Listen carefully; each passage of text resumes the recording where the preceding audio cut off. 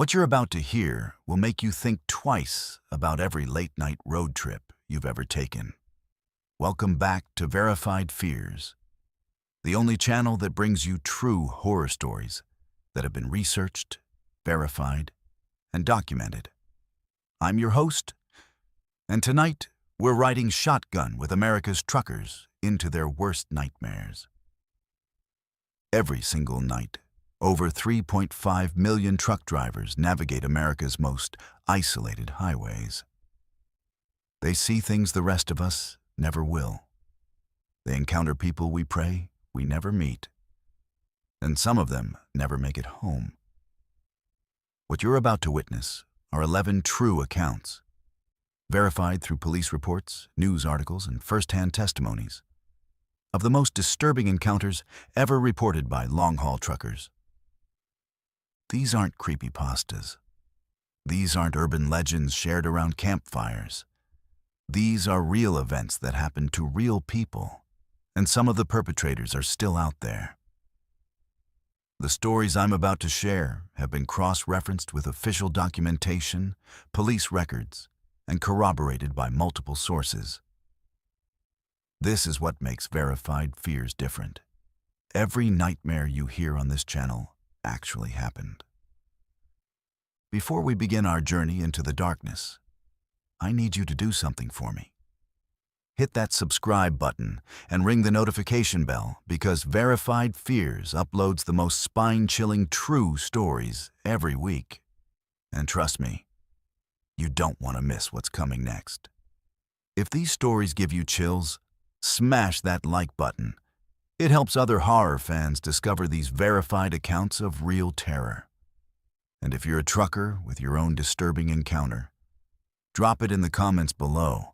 Every story gets investigated for potential future episodes. Now prepare yourself, because once we start this journey down America's darkest highways, there's no turning back.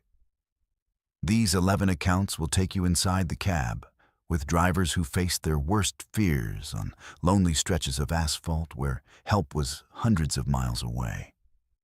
This is Verified Fears, where every nightmare is real, and story number 1 begins now. Let's dive into our first story, and I have to warn you, this one will make you question everything you think you know about the highways you travel. This account comes from veteran trucker Danny Rodriguez, a man who had been driving cross-country for over 15 years without a single major incident. Danny was known among his fellow drivers as someone who didn't spook easily, someone who'd seen it all and handled whatever the road threw at him with calm professionalism. That reputation would be tested on a cold February night in 2019 on Interstate 80 through Wyoming. Danny was hauling electronics from California to Chicago, running about 2 hours behind schedule due to weather delays. It was just past midnight when he hit that particularly desolate stretch between Laramie and Cheyenne. You know the one if you've driven it, where the wind howls across empty plains and your headlights seem to get swallowed by the darkness. The temperature had dropped to -15 degrees, and a light snow was making the road treacherous enough that Danny had to keep his speed down to about 50 miles per hour. That's when he first noticed the convoy behind him. 3 trucks, all running in perfect formation about a quarter-mile back. At first, Danny didn't think much of it. Truckers often travel together for safety, especially in bad weather. But as the miles passed, something began to feel off. The trucks maintained that exact distance no matter how Danny adjusted his speed. When he slowed down for a steep grade, they slowed down. When he sped up on a straight stretch, they matched his pace perfectly. It was like they were tethered to him by an invisible rope. Danny tried reaching out on his CB radio, cycling through the standard channels. "Hey, convoy behind me, you guys copy?" Nothing but static. He tried again on Channel 19, the unofficial trucker frequency. "This is eastbound driver at mile marker 235. looking to chat with the 3 trucks running behind me. Still nothing. Not even the usual chatter you'd expect to hear from other drivers in the area. The radio was completely silent, except for the occasional burst of static that almost sounded like whispered voices if you listened too closely. As Danny crested a hill near the 240-mile marker, he got his first clear look at the trucks in his mirrors. All 3 were older models. He could tell by their headlight configuration and the shape of their cabs. They looked like trucks from the 80s or 90s, the kind you don't see much on the road anymore. What struck him as odd was that despite the freezing weather and blowing snow, none of them had their running lights on. Just headlights cutting through the darkness like 6 glowing eyes. The feeling of unease grew stronger when Danny realized he hadn't seen any other traffic for over an hour. On a major interstate like I-80, even in the middle of the night, you'd expect to see at least a few cars or other trucks. But the highway was completely empty, except for Danny and his mysterious escort. It was as if they were driving through a world where everyone else had simply vanished. Danny decided to test his followers. He pulled into a rest area at mile marker 250, thinking the trucks would either stop as well or continue past him. Instead, they slowed down and parked in a line at the far end of the rest area, engines running, headlights still on. Danny could see the silhouettes of drivers in each cab, but they weren't moving. They were just sitting there, watching him. The rest area itself felt wrong. Despite being a major stop on a heavily traveled interstate, it was completely deserted. The parking lot lights were working, but they cast strange shadows that seemed to move even when nothing was there to cause them. The building that housed the restrooms and vending machines was dark, and when Danny approached it, he found a handwritten sign taped to the door that simply read, "Closed until further notice," in shaky handwriting. Danny decided he didn't want to find out what his followers wanted. He climbed back into his cab and pulled out of the rest area, glancing in his mirrors as he merged back onto the highway. The 3 trucks followed immediately, falling back into their perfect formation exactly a quarter mile behind him. This continued for another 50 miles. Through small towns that should have shown signs of life but appeared completely abandoned. It was around 3 a.m. when things took a turn that still gives Danny nightmares. He was approaching a long uphill grade when his engine started sputtering. The temperature gauge began climbing toward the red zone, and he could smell burning coolant. Any trucker will tell you that losing your engine in the middle of nowhere in sub-zero weather isn't just an inconvenience. It can be a death sentence. Danny managed to coax his truck to the top of the grade before it died completely, rolling to a stop on the shoulder with his hazard lights flashing. The 3 trucks that had been following him didn't stop. They didn't even slow down. They passed him at regular highway speed, and as each one went by, Danny got his first clear look at the drivers. What he saw defied explanation. Each cab appeared to be empty, no driver visible behind the wheel, no movement inside. The trucks were driving themselves, or being driven by something Danny couldn't see. As the 3rd truck passed, Danny noticed something that made his blood run cold.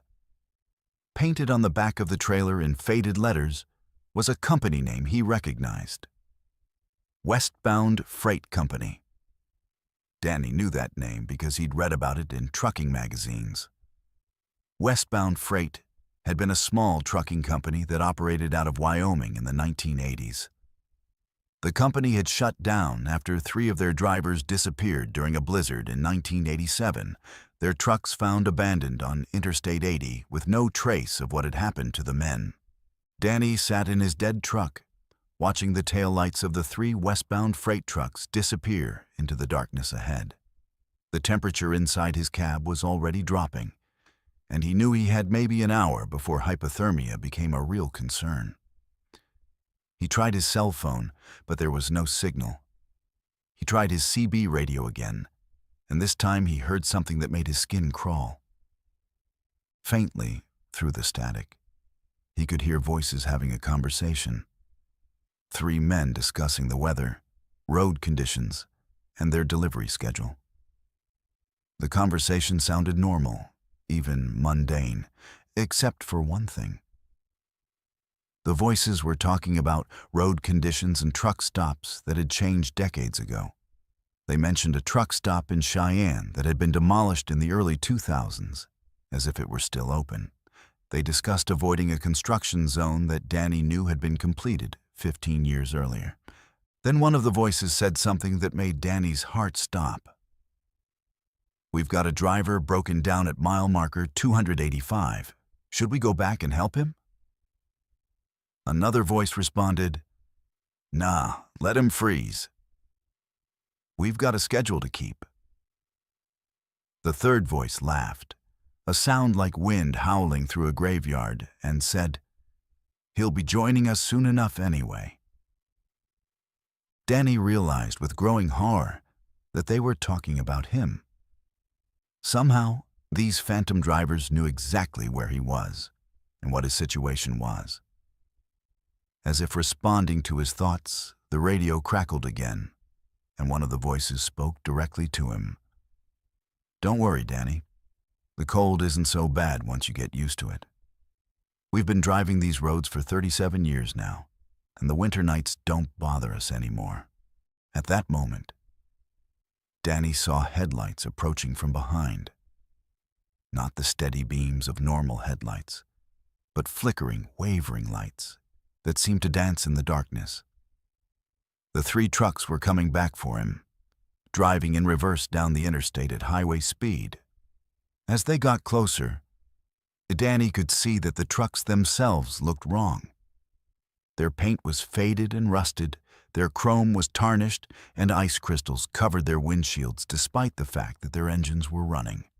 The lead truck stopped directly behind Danny's trailer, and he heard the sound of a door slamming.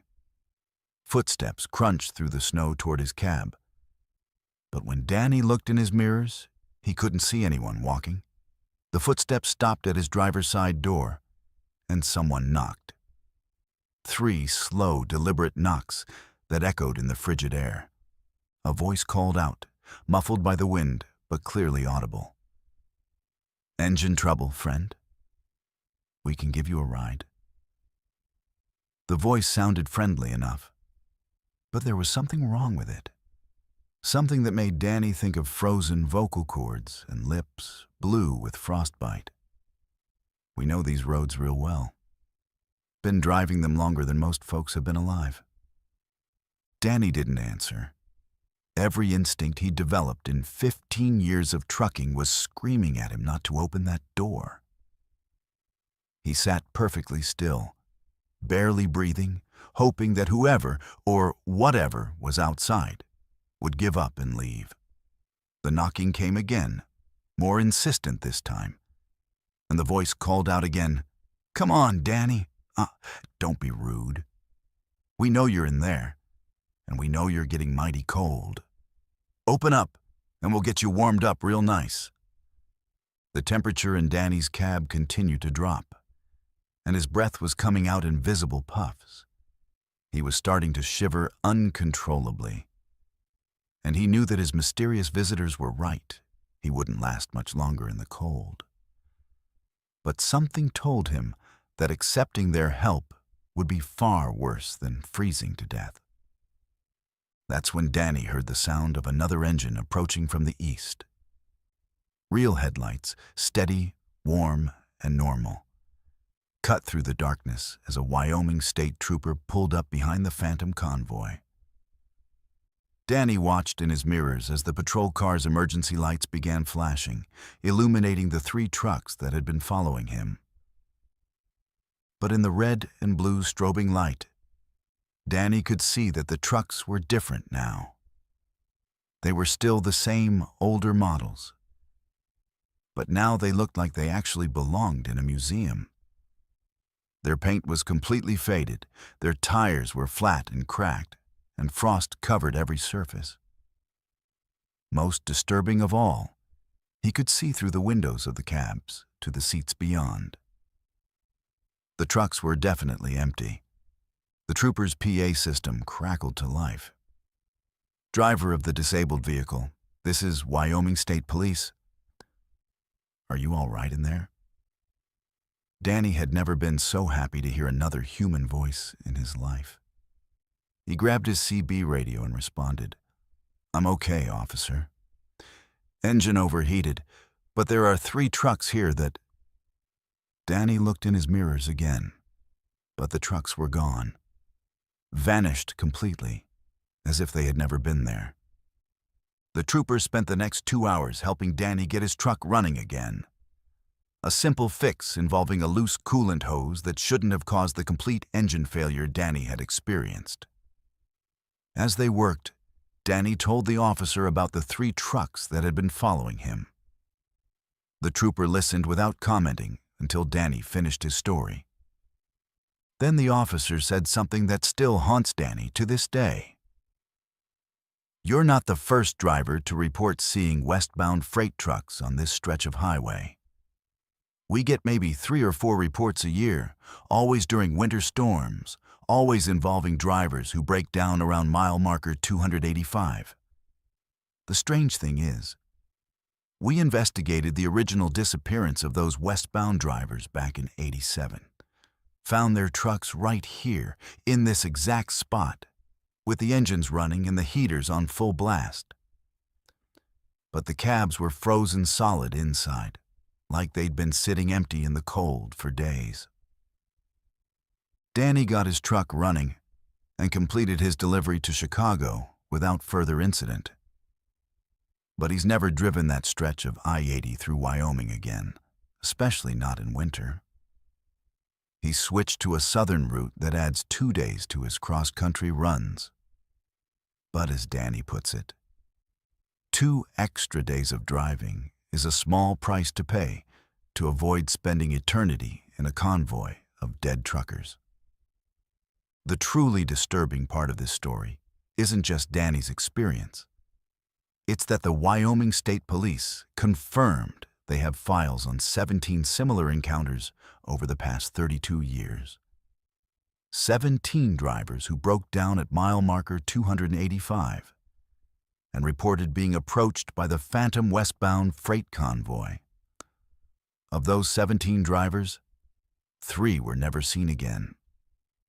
Their trucks were found in the same condition as the original westbound vehicles. Engines running, heaters on, cabs frozen solid, and no trace of the drivers. The police won't officially comment on the disappearances, but Officer Mitchell Thompson, who helped Danny that night, retired from the force 6 months later. In his retirement interview with the local newspaper, he said something that adds a final chill to this account. "Some roads hold onto their ghosts, and some ghosts aren't content to just haunt. They're still trying to complete their routes, and they're always looking for drivers to join their convoy." Let's move on to our second story. And this one proves that sometimes the most terrifying encounters begin with the smallest mistakes. This account comes from Lisa Patterson, a long-haul trucker who had been driving for 8 years and prided herself on knowing every major road across the country like the back of her hand. Lisa was the kind of driver who could navigate from Seattle to Miami without ever looking at a GPS, relying instead on her encyclopedic knowledge of interstates, truck stops, and shortcuts that most drivers never discovered. It was a humid August night in 2021 when Lisa was hauling furniture from North Carolina to Texas, taking her usual route along Interstate 40. She was running ahead of schedule and feeling good about making an early delivery when she hit unexpected construction near the Tennessee-Arkansas border.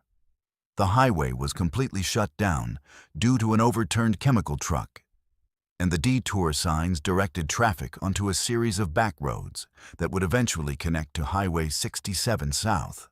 Lisa had driven this detour once before, maybe 2 years earlier, so she wasn't particularly concerned. The route added about 40 miles to her trip, but it would get her around the construction and back on track. What she didn't realize was that road construction and rural development had changed the area significantly since her last visit. New roads had been built, old ones had been abandoned, and the detour signs she was following were actually leftovers from a previous construction project that should have been removed months earlier. By the time Lisa realized she was lost, she had been driving on increasingly narrow country roads for over an hour. Her GPS had lost signal about 20 minutes earlier, and her CB radio was picking up nothing but static. The roads she was traveling weren't even marked on her trucking atlas, and every turn seemed to lead to another unmarked intersection with no signs indicating which direction led back to civilization. The landscape around her was unsettling in a way that Lisa couldn't quite put her finger on. The trees on both sides of the road were dense and overgrown, creating a tunnel effect that blocked out most of the moonlight. What little she could see in her headlights looked wrong somehow. Farmhouses that appeared to be abandoned, with broken windows and overgrown yards, but with fresh tire tracks in their driveways. Fields that should have been full of crops in late summer, but were instead covered with dead vegetation that looked like it had been burned or poisoned. Lisa's first instinct was to turn around and backtrack to the interstate. But the roads she was traveling were too narrow for a semi-truck to make a U-turn. She would need to find a wide spot or an intersection large enough to maneuver her rig around. As she continued forward, looking for a place to turn around, she began to notice that she was passing the same landmarks repeatedly. A rusted mailbox shaped like a cow, a dead tree with distinctive twisted branches, a red barn with half its roof missing.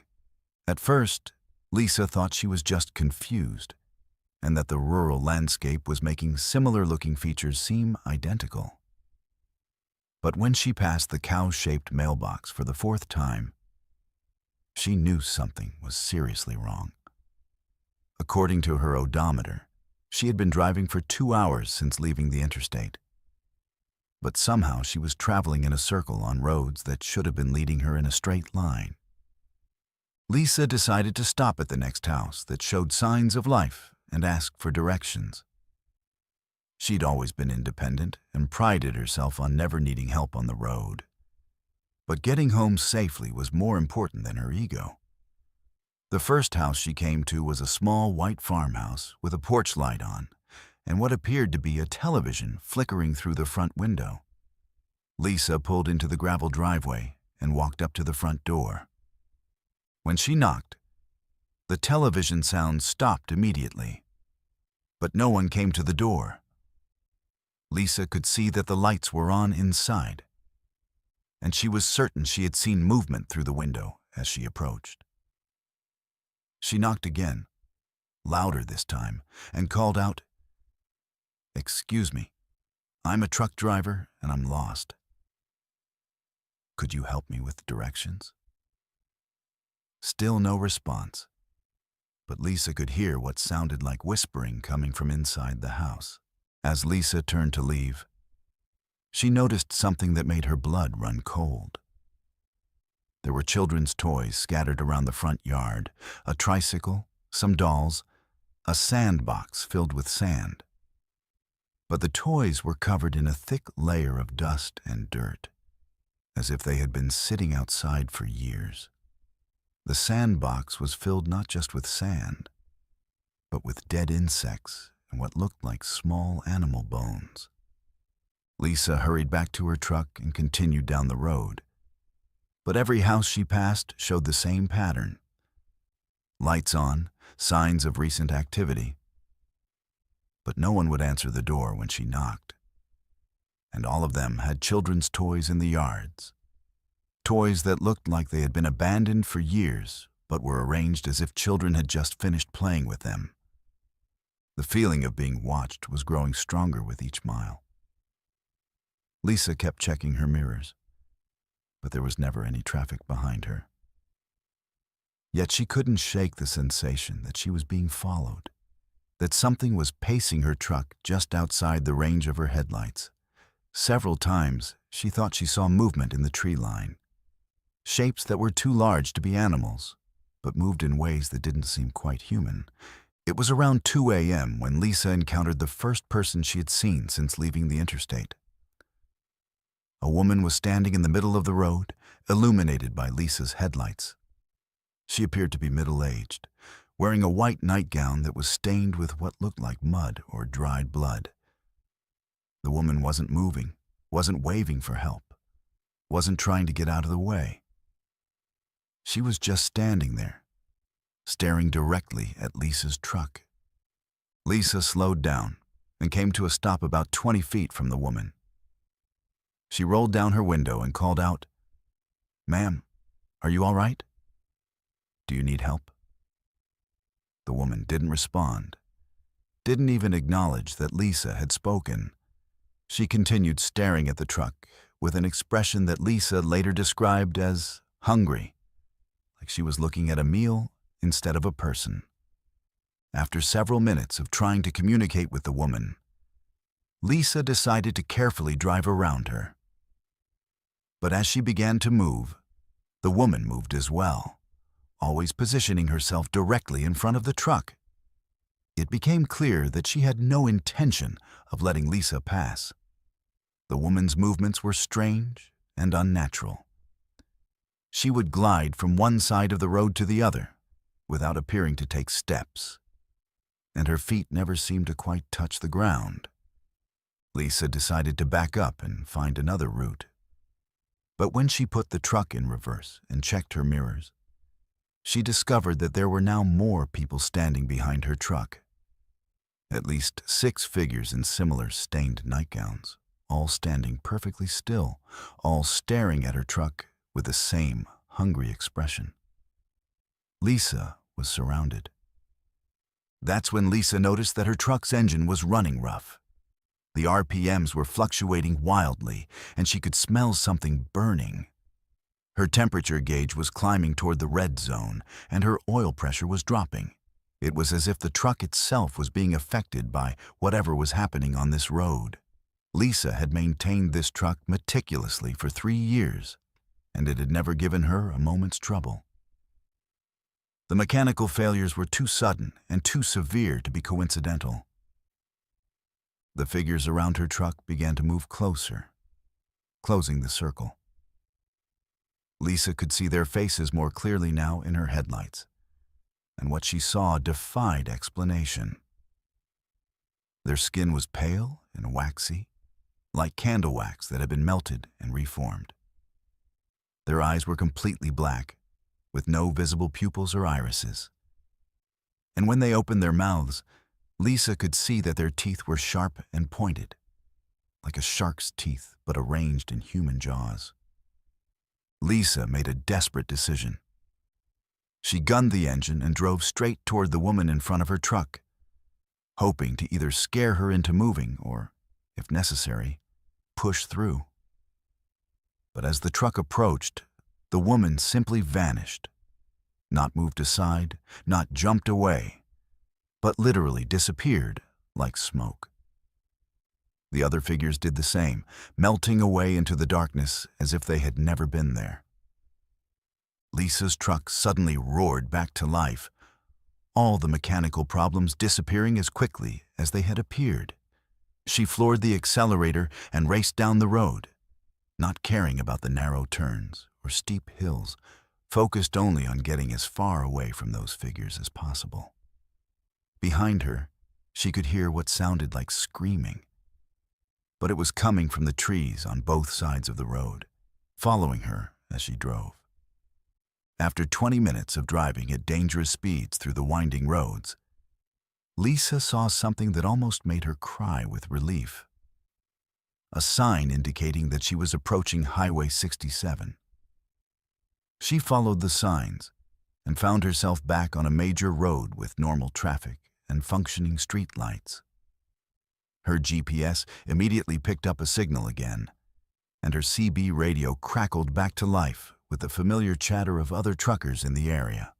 Lisa stopped at the first truck stop she found and called the Arkansas State Police to report what she had experienced.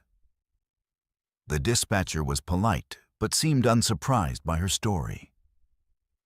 He took down her information and the approximate location where she had gotten lost, then told her something that still gives her nightmares. "Ma'am, you're the 7th driver this year to report getting lost on those roads and encountering people in nightgowns. We've sent patrol cars to investigate, but we can never find the roads that drivers describe. According to our maps and GPS systems, there's nothing in that area but dense forest." The dispatcher went on to explain that the area Lisa had driven through was the former location of a small rural community called Millfield, which had been abandoned in the 1970s after a chemical plant explosion contaminated the groundwater. The entire town had been evacuated, and the government had eventually razed all the buildings and let the forest reclaim the land. But truckers, hikers, and other travelers continued to report encounters with the former residents of Millfield, people who seemed to be unaware that their town no longer existed. Lisa researched the history of Millfield when she got home and discovered that the chemical plant explosion had happened at night, while most of the town's residents were sleeping. Over 200 people had died from chemical exposure, most of them found in their beds wearing nightgowns and pajamas. The contamination had been so severe that the bodies couldn't be moved for weeks, and by the time cleanup crews arrived, many of the victims had been altered by the chemicals in ways that the official reports describe only as significant physical changes to deceased individuals. Lisa never took that route through Arkansas again, even when construction delays would have made the detour beneficial. She's also noticed that other truckers who know the area avoid discussing those back roads, and when pressed for details, they change the subject quickly. It's as if there's an unspoken understanding among drivers that some places are best left undiscovered, and some roads lead to destinations that no living person should visit. The most disturbing part of Lisa's story isn't the encounter itself, but what happened afterward. 3 weeks later, Lisa received a package at her home address. A package with no return address and a postmark from a post office that had been closed since 1978. Inside the package was a child's doll, identical to one of the toys she had seen in the yard of the first house where she had stopped for directions. The doll was wearing a miniature nightgown stained with the same dark substance she had seen on the figures in the road. Attached to the doll was a handwritten note in faded ink that simply read, "Thank you for visiting Millfield. We hope you'll come back soon. We get so few visitors these days, and we're always looking for new residents to join our community." The note was signed with dozens of names, written in different handwritings, as if the entire town had contributed to the message. Lisa threw the doll away immediately, but the next morning it was back on her doorstep. She burned it in her backyard, but within a week, she received another package containing an identical doll with the same note. This has continued for over 2 years now, with Lisa receiving a new doll every few weeks. She's moved twice since the initial incident, but somehow the packages always find her. Lisa still drives long-haul routes across the country, but she's installed multiple GPS units in her truck and carries detailed maps of every area she travels through. She's also joined online trucker forums where drivers share information about roads to avoid. And she's discovered that her experience in Millfield isn't unique. There are dozens of similar communities across rural America. Towns that were abandoned or destroyed, but continue to exist in some form, populated by residents who refuse to accept that their time has passed. The final detail that makes Lisa's story particularly chilling is what she discovered when she researched the postal records for the post office that had supposedly mailed her the dolls. According to official records, the Millfield Post Office had processed its last mail delivery on the day before the chemical plant explosion in 1973. But postal workers in the regional facility report that they still occasionally receive outgoing mail with Millfield postmarks, always addressed to truck drivers who have reported getting lost in the area. The Postal Service has no explanation for how these letters are being generated or who is creating them. But they continue to be delivered because, technically, the addresses are legitimate and the postage is correct, even though the stamps being used were discontinued decades ago. Let's move on to our third story. And this one involves something that every trucker relies on but rarely questions: their CB radio. This account comes from veteran driver Marcus Thompson, who was hauling auto parts from Detroit to Phoenix in March of 2020. Marcus had been using the same CB radio for over 12 years, a reliable Cobra 29 that had never given him any trouble, and had been his constant companion through countless lonely nights on the road. Marcus was traveling through a particularly desolate stretch of Interstate 40 in New Mexico around 11 p.m. when his CB crackled to life with a transmission that immediately caught his attention. A voice, clear as day, came through on Channel 19. "Eastbound driver in the white Peterbilt, this is your shadow. You've got a problem with your left rear trailer tire. Better pull over and check it before you have a blowout." Marcus looked in his mirrors, but couldn't see any trucks behind him. The highway was completely empty in both directions, which wasn't unusual for that area at that time of night. He was driving a white Peterbilt, so the description was accurate. But Marcus couldn't figure out how someone could see his truck when there was no other traffic visible. Still, tire safety isn't something any trucker takes lightly. So Marcus decided to pull over at the next wide spot and do a quick inspection. When Marcus walked around his trailer with a flashlight, he discovered that his left rear tire was indeed developing a dangerous bulge on the sidewall, the kind of defect that could cause a catastrophic blowout at highway speeds. The tire needed to be changed immediately. Marcus was grateful for the warning, but he was also puzzled about who had given it to him and how they had been able to see his truck so clearly when he couldn't see them. Marcus keyed his CB radio and transmitted, "Hey, Shadow, this is the white Pete you warned about the tire. You were absolutely right. I've got a bad sidewall bulge. I want to thank you for the heads up. Where are you running? I don't see any trucks in either direction."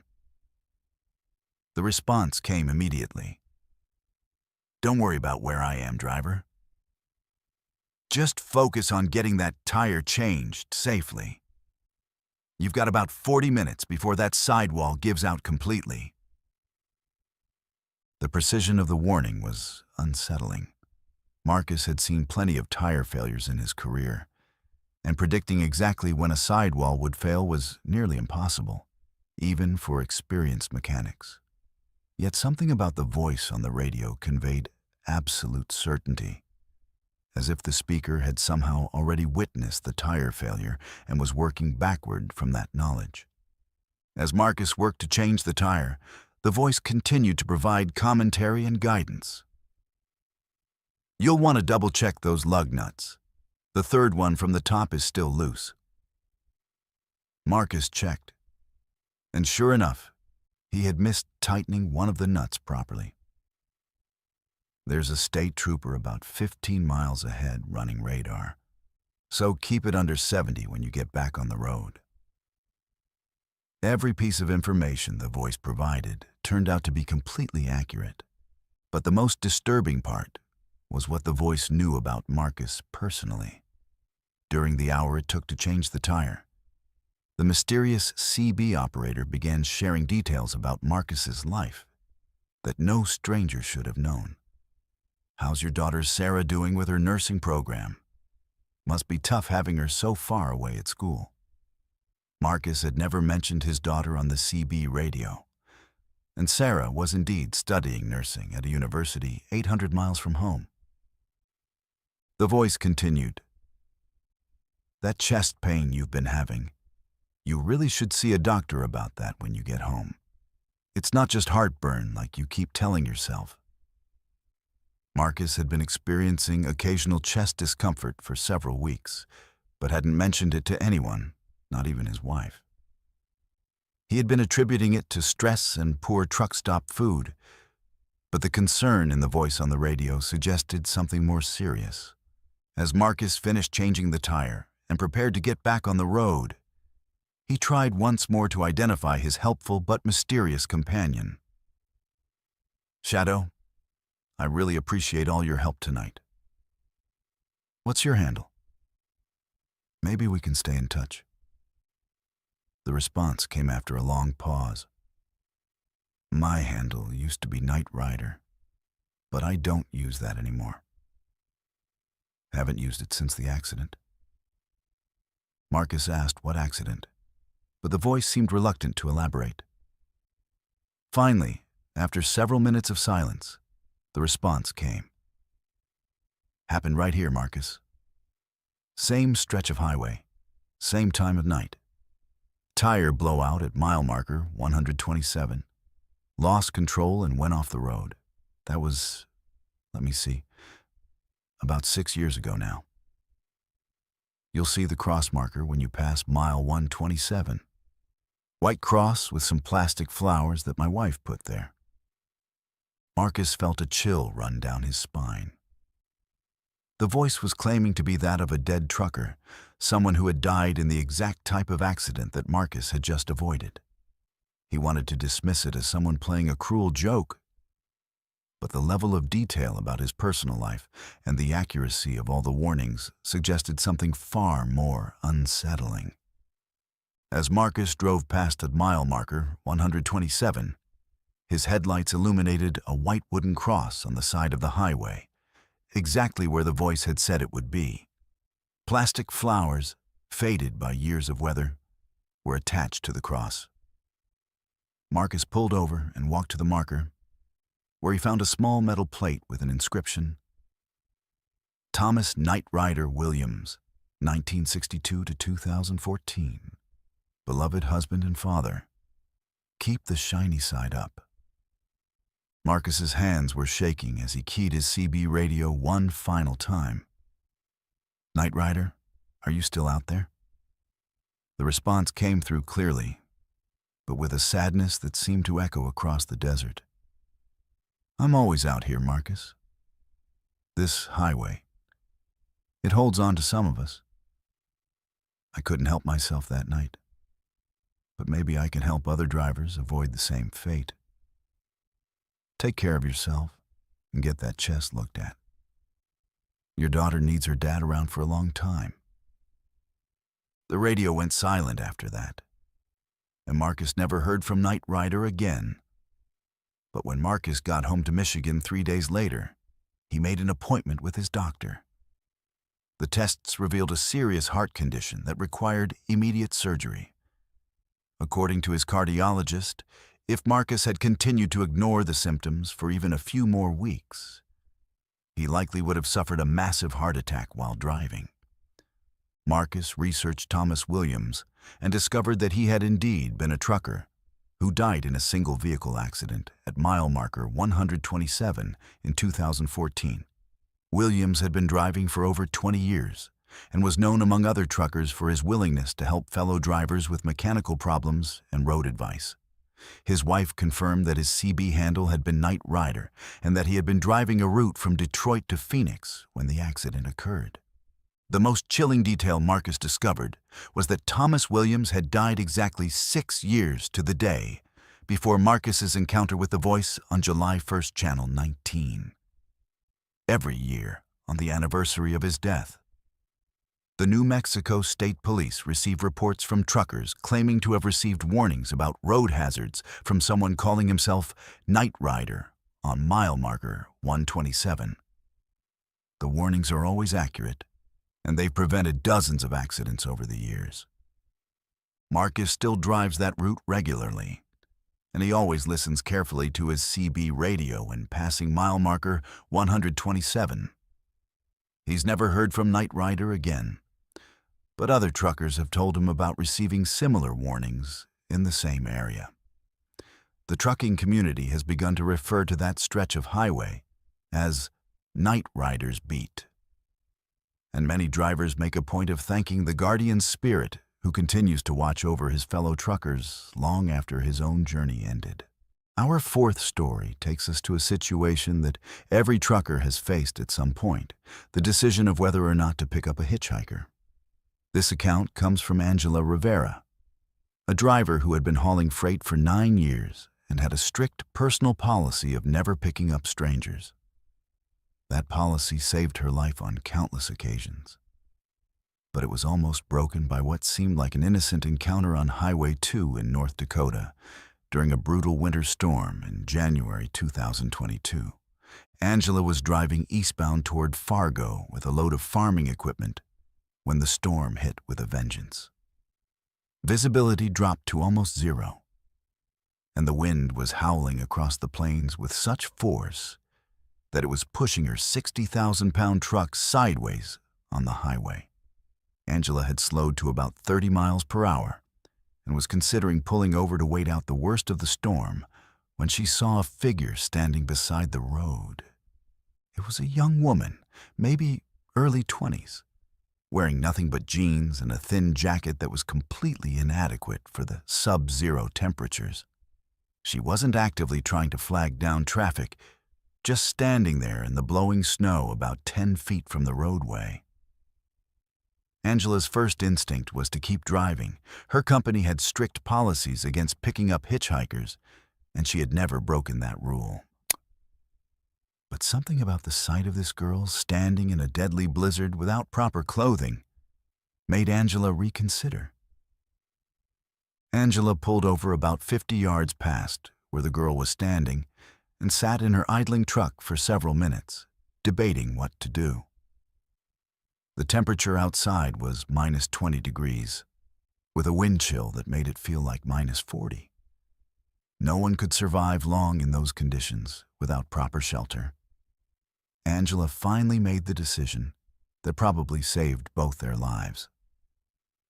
She decided to at least offer the girl a ride to the next town, which was about 40 miles ahead. Angela put the truck in reverse and backed up to where the girl was standing. She rolled down her passenger window and called out, "Hey, do you need help? It's dangerous to be out in this weather." The girl looked up at Angela with what appeared to be genuine relief and gratitude. She was young, blonde, and pretty, but her lips were already blue from the cold, and she was shivering uncontrollably. "My car broke down about a mile back," the girl called out over the wind. "I've been walking for almost an hour trying to find help. Could you give me a ride to the next town? I can pay you." Angela hesitated for another moment, then unlocked the passenger door. The girl climbed up into the cab, bringing with her a blast of frigid air and the smell of something Angela couldn't quite identify. Something sweet and cloying, like flowers that had been left too long in water. The girl introduced herself as Jennifer and explained that her car had slid off the road into a ditch. She said she had tried calling for help, but her phone had died and the storm was getting worse by the minute. Angela felt sorry for her and was glad she had decided to help. Jennifer seemed polite and grateful, and she promised she would only need a ride as far as the next truck stop where she could call someone to pick her up. As they drove through the storm, Angela tried to make conversation to help pass the time, but Jennifer's responses were strange and disjointed. When Angela asked where she was from, Jennifer said around here, but when pressed for specifics, She couldn't name any local towns or landmarks. When Angela asked about her family, Jennifer said she had been visiting relatives, but she couldn't remember their names or exactly where they lived. What really began to concern Angela was Jennifer's behavior. Despite having been standing in sub-zero weather for over an hour, Jennifer wasn't warming up. Even with the truck's heater running at full blast, Jennifer continued to shiver, and her lips remained blue. When Angela offered her a blanket from her sleeper berth, Jennifer's skin felt ice cold to the touch, as if the cold had penetrated so deeply that even artificial heat couldn't warm her. About 20 miles down the road, Angela noticed something that made her stomach drop.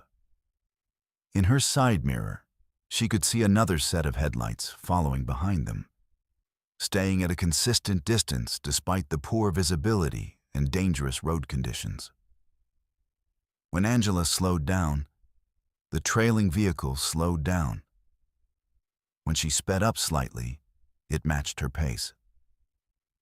Angela had learned to trust her instincts during her years on the road, and something about this situation felt like a setup.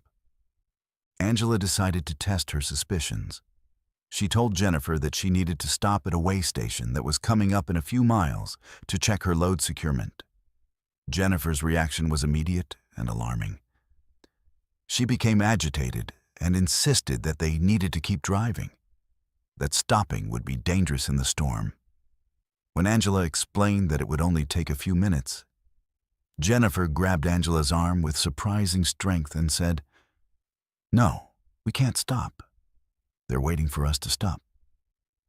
Angela asked who they were, but Jennifer just stared out the passenger window and muttered something about needing to keep moving. That's when Angela noticed that Jennifer wasn't breathing normally. Her chest wasn't rising and falling the way it should, and when Angela looked closely, she realized that Jennifer wasn't breathing at all. No visible breath in the frigid air, no fogging of the windows, nothing. The realization hit Angela like a physical blow. Jennifer wasn't alive. Whatever was sitting in her passenger seat was something else entirely. Something that was using Jennifer's appearance to gain Angela's trust and cooperation. Angela fought to keep her expression neutral, while her mind raced through her options. She was alone on a deserted highway, in a blizzard with something inhuman sitting 3 feet away from her. Angela decided to play along while she figured out an escape plan. She continued driving toward the truck stop she had mentioned. But as they got closer, Jennifer became increasingly agitated. She kept looking in the mirrors and muttering about them catching up. Finally, Jennifer turned to Angela with an expression that was no longer human. Her eyes had gone completely black, and when she smiled, Angela could see that her teeth were sharp and pointed. "You know what I am, don't you?" Jennifer said in a voice that was no longer quite human.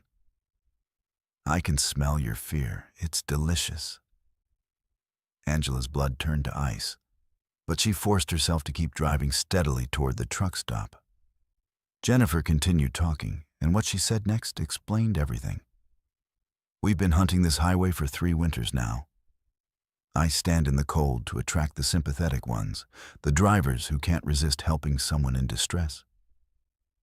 Then my friends follow us until we reach an isolated spot where they can take the truck and the cargo. Usually we let the drivers go afterward. But lately we've been getting hungrier." Angela realized that the headlights following them belonged to Jennifer's accomplices, and that she was being led into a trap. But she also realized that Jennifer had made a crucial mistake. She had revealed that there was an afterward for some drivers, which meant that not all of their victims were killed immediately. Angela decided to make her move at the truck stop, where there might be other people and security cameras. As they approached the truck stop, Angela could see that it was well lit and appeared to be open, with several other trucks parked in the lot. Jennifer became increasingly frantic, insisting that they needed to drive past it and continue to a more private location. Angela ignored her protests and pulled into the truck stop parking lot, driving directly toward the main building where the lights were brightest. Jennifer made her final threat. "If you don't drive away from here right now, I'll kill you where you sit." But Angela had noticed something important. Jennifer hadn't touched the door handle since getting into the truck, and she seemed unable to operate any of the truck's controls. Whatever Jennifer was, she appeared to be bound by some kind of rules that prevented her from harming Angela while they were inside the truck or on public property. Angela pulled up directly in front of the truck stop's main entrance and immediately began honking her horn repeatedly. Within seconds, other truckers and truck stop employees were coming outside to see what the emergency was. Angela pointed at Jennifer and shouted, "This isn't human.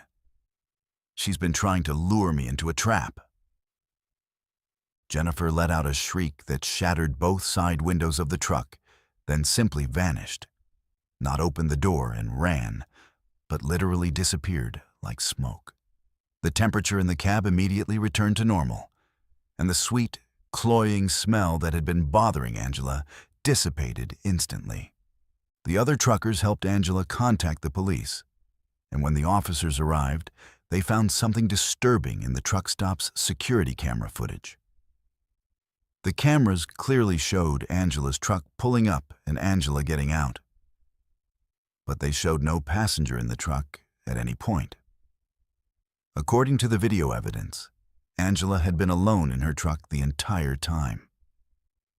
Even more disturbing was what the police discovered when they investigated Angela's route.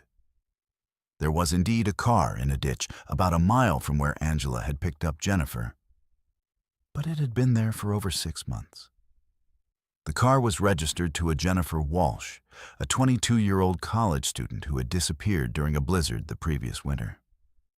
Her body was found in the car, frozen solid, still wearing the same jeans and thin jacket that the hitchhiker had been wearing. The police confirmed that Angela was the 4th trucker in 2 years to report picking up a hitchhiker matching Jennifer's description on that same stretch of highway during winter storms. In each case, the drivers reported being followed by mysterious vehicles and feeling like they were being led into a trap. The 3 previous drivers had all managed to escape by stopping at public locations, but 2 other truckers had disappeared completely on that highway during the same time period, their trucks found abandoned with no trace of the drivers. Angela learned that Highway 2 through North Dakota has one of the highest rates of missing trucker cases in the country, with over a dozen drivers vanishing without explanation in the past 5 years. Local law enforcement believes that there is an organized group using supernatural bait to lure truckers into isolated areas, but they've never been able to catch the perpetrators or determine exactly how they're operating. Angela still drives that route occasionally, but never during winter storms, and she's installed additional security cameras in her truck that record both the interior and exterior. She's also joined a network of truckers who share real-time information about suspicious activity on dangerous routes. Most importantly, she's never again considered breaking her rule about picking up hitchhikers, no matter how desperate their situation appears to be. The final chilling detail of Angela's story is what she discovered when she researched Jennifer Walsh's disappearance. According to police reports, Jennifer had been driving to visit relatives when her car went off the road during the blizzard. But here's the thing that keeps Angela awake at night. Jennifer Walsh had been driving westbound when she crashed, but the hitchhiker claiming to be Jennifer had been standing on the eastbound side of the highway as if she was trying to retrace her route in the opposite direction, luring drivers back toward the location where she had died.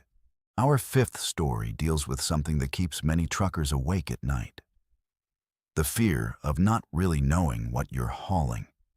This account comes from veteran driver Carl Matthews, who had been driving cross-country for 15 years and prided himself on being professional and reliable.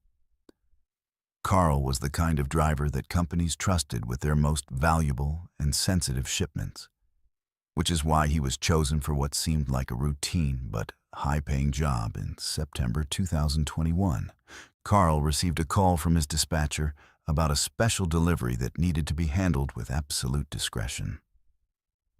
The cargo was a single shipping container that needed to be transported from a private warehouse outside of Memphis to a research facility in Colorado. The pay was exceptional, almost 3 times his normal rate.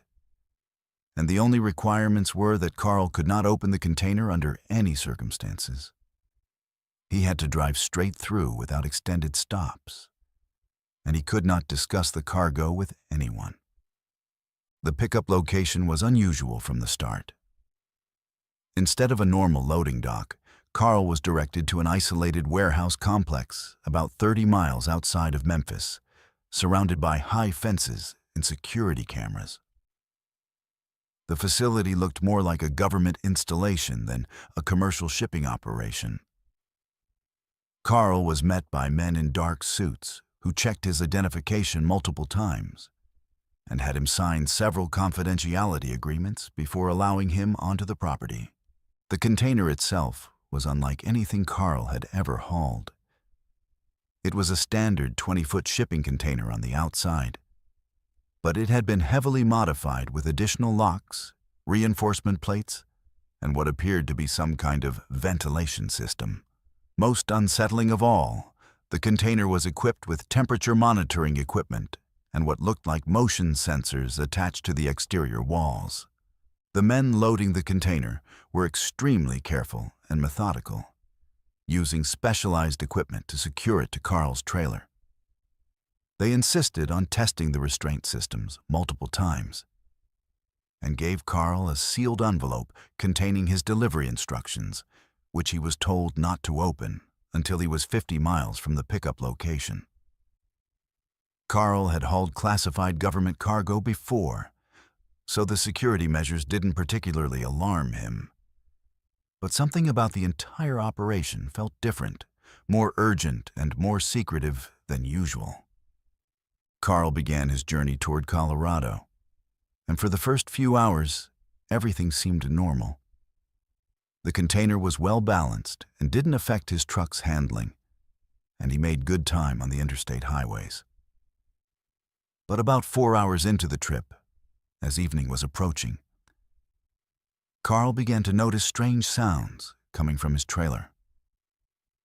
At first, he attributed the noises to normal road vibration and cargo shifting, but as he listened more carefully, the sounds seemed deliberate and rhythmic. It sounded like something was moving around inside the container, not sliding or rolling like loose cargo, but moving with purpose. Carl tried to dismiss his concerns, reminding himself that the container was supposed to be sealed, and that he was probably just hearing highway noise or mechanical sounds from his truck. But the sounds continued and became more pronounced as darkness fell. Carl could hear what sounded like scratching or scraping against the interior walls of the container, always from the same location near the front of the trailer. The scratching would continue for several minutes, then stop completely, then resume with more intensity. Carl began to wonder if there might be an animal trapped inside the container. But the shipping documents clearly indicated that the cargo was research materials, with no mention of livestock. Around 10 p.m., Carl stopped at a truck stop in Kansas to refuel and grab something to eat. As he walked around his truck doing his routine safety inspection, he noticed something that made his blood run cold. There were small droplets of what appeared to be blood seeping from the bottom seal of the container. Not a lot, just a few drops here and there, but enough to form small puddles beneath the trailer. Carl's first instinct was to call his dispatcher. but the confidentiality agreements he had signed specifically prohibited him from contacting anyone about the cargo except in case of a major emergency. Carl wasn't sure if a few drops of what might be blood constituted a major emergency, especially since the container itself appeared to be secure and undamaged. Carl decided to continue driving, but he kept his CB radio tuned to channel 19 and his cell phone ready in case he needed to call for help. The scratching sounds from the container continued throughout the night, sometimes becoming so loud that Carl could hear them over his engine noise and road sound. What was even more disturbing was that the sounds seemed to respond to external stimuli.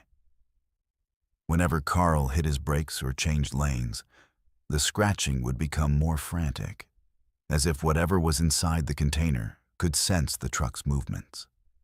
Around 3 a.m., Carl encountered something that still haunts him to this day. He was driving through a remote section of Colorado Highway when his truck's motion sensors began registering movement on the trailer. Not the normal vibration of road travel, but distinct motion, as if something heavy was moving around inside the container. Carl's truck was equipped with a sophisticated load monitoring system that could detect cargo shifts, and according to the sensors, something weighing approximately 200 pounds was moving freely inside the supposedly sealed container. Carl pulled over at a rest area to investigate, but as soon as the truck came to a complete stop, all movement inside the container ceased. The scratching sound stopped, the motion sensors returned to normal, and everything became eerily quiet. Carl walked around the trailer with a flashlight, and that's when he discovered something that made him question everything he thought he knew about his cargo. There were handprints on the outside of the container, human handprints pressed against the metal from the inside with such force that they had created visible impressions on the exterior walls. The prints were concentrated around what would have been eye level for an adult, as if someone inside the container had been trying to push their way out. Most disturbing of all, the handprints appeared to be fresh, with traces of moisture that looked like perspiration or condensation from human skin. Carl immediately called the emergency number he had been given for the shipping company, but the phone rang endlessly with no answer. He tried calling his dispatcher, but got only a message saying that the number was no longer in service. Carl was beginning to realize that he might have been deceived about the nature of his cargo, and that he might be involved in something illegal or dangerous. That's when Carl heard the voice. It was muffled and distorted by the container walls, but it was definitely human. A man's voice calling out, "Help me, please help me. I don't know where I am. Please don't leave me in here."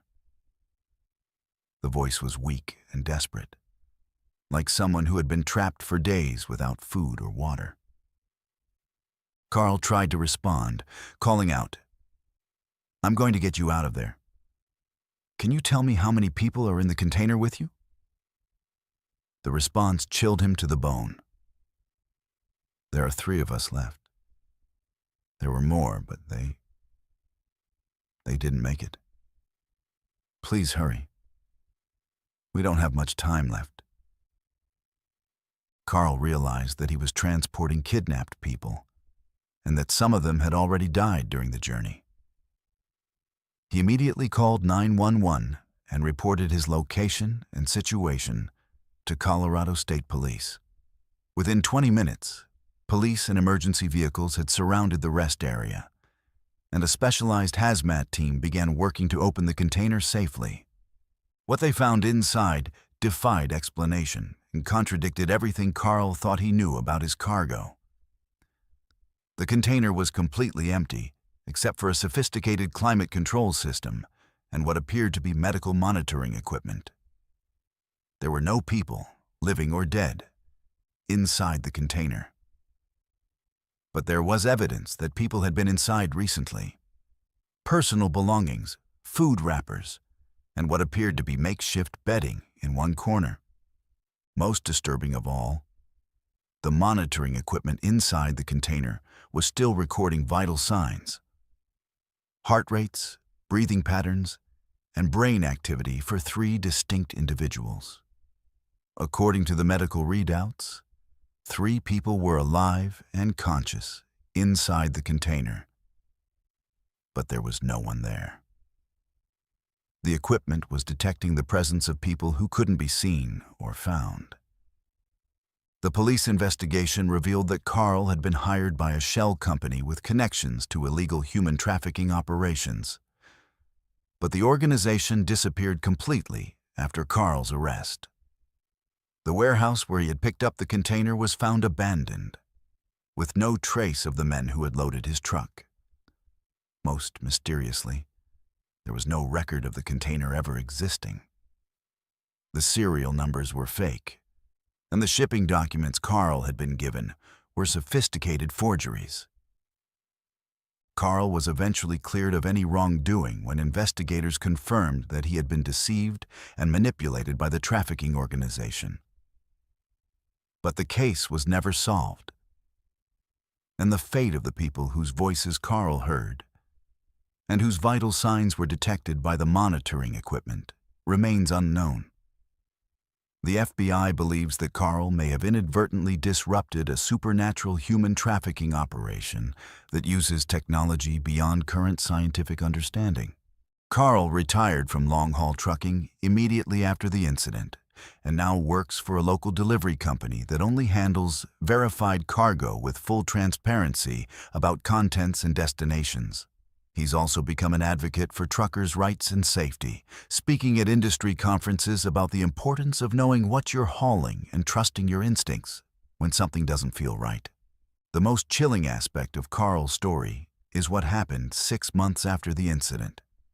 He received a package at his home with no return address, containing a USB drive with video footage from inside the container during his journey. The footage shows 3 people, 2 men and a woman, trapped inside the container.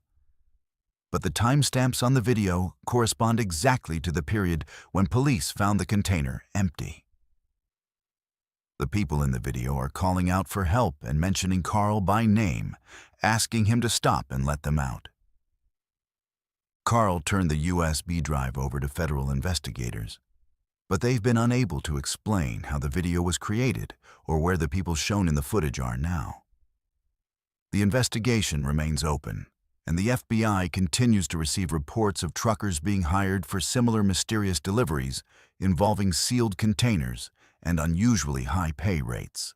They believe that Carl's experience represents just one instance of a much larger operation that continues to exploit the trucking industry for purposes that may extend far beyond conventional human trafficking. Our 6th story takes us to one of the most familiar sights for any long-haul trucker, the 24-hour truck stop. These places are supposed to be havens of safety and normalcy, which makes this account from driver Rebecca Santos all the more disturbing. Rebecca had been driving professionally for 11 years and knew virtually every major truck stop between California and New York. So when she pulled into what appeared to be a new facility on Interstate 70 in Missouri, she thought she had simply discovered a recently opened location. It was 2:30 a.m. on a Tuesday in October 2021 when Rebecca spotted the truck stop signs advertising Big Jim's 24-hour plaza, next exit, all services available. Rebecca had driven this route dozens of times over the years and didn't remember seeing this particular truck stop before. But new facilities were always opening, and the signs looked professional and legitimate. Rebecca needed fuel and a break, so she decided to check it out. The truck stop appeared completely normal from the highway. Bright lights, a large parking area with plenty of space for big rigs, and a modern-looking main building with a typical convenience store and restaurant setup. Rebecca pulled into the fuel island and noticed that despite being well past midnight, the place was busy with other truckers fueling up and moving through the lot. Everything seemed perfectly routine. Rebecca began fueling her truck and noticed that the diesel price was significantly lower than what she had been seeing at other stops. Almost 40 cents per gallon, cheaper than the national average. When she mentioned this to the attendant who came out to clean her windshield, he smiled and said, "We keep our prices low to build customer loyalty. Once you stop here, you'll want to come back." Something about the way he said it made Rebecca slightly uncomfortable. But she appreciated the savings and decided to go inside to grab some coffee and snacks. The interior of the truck stop was impressive.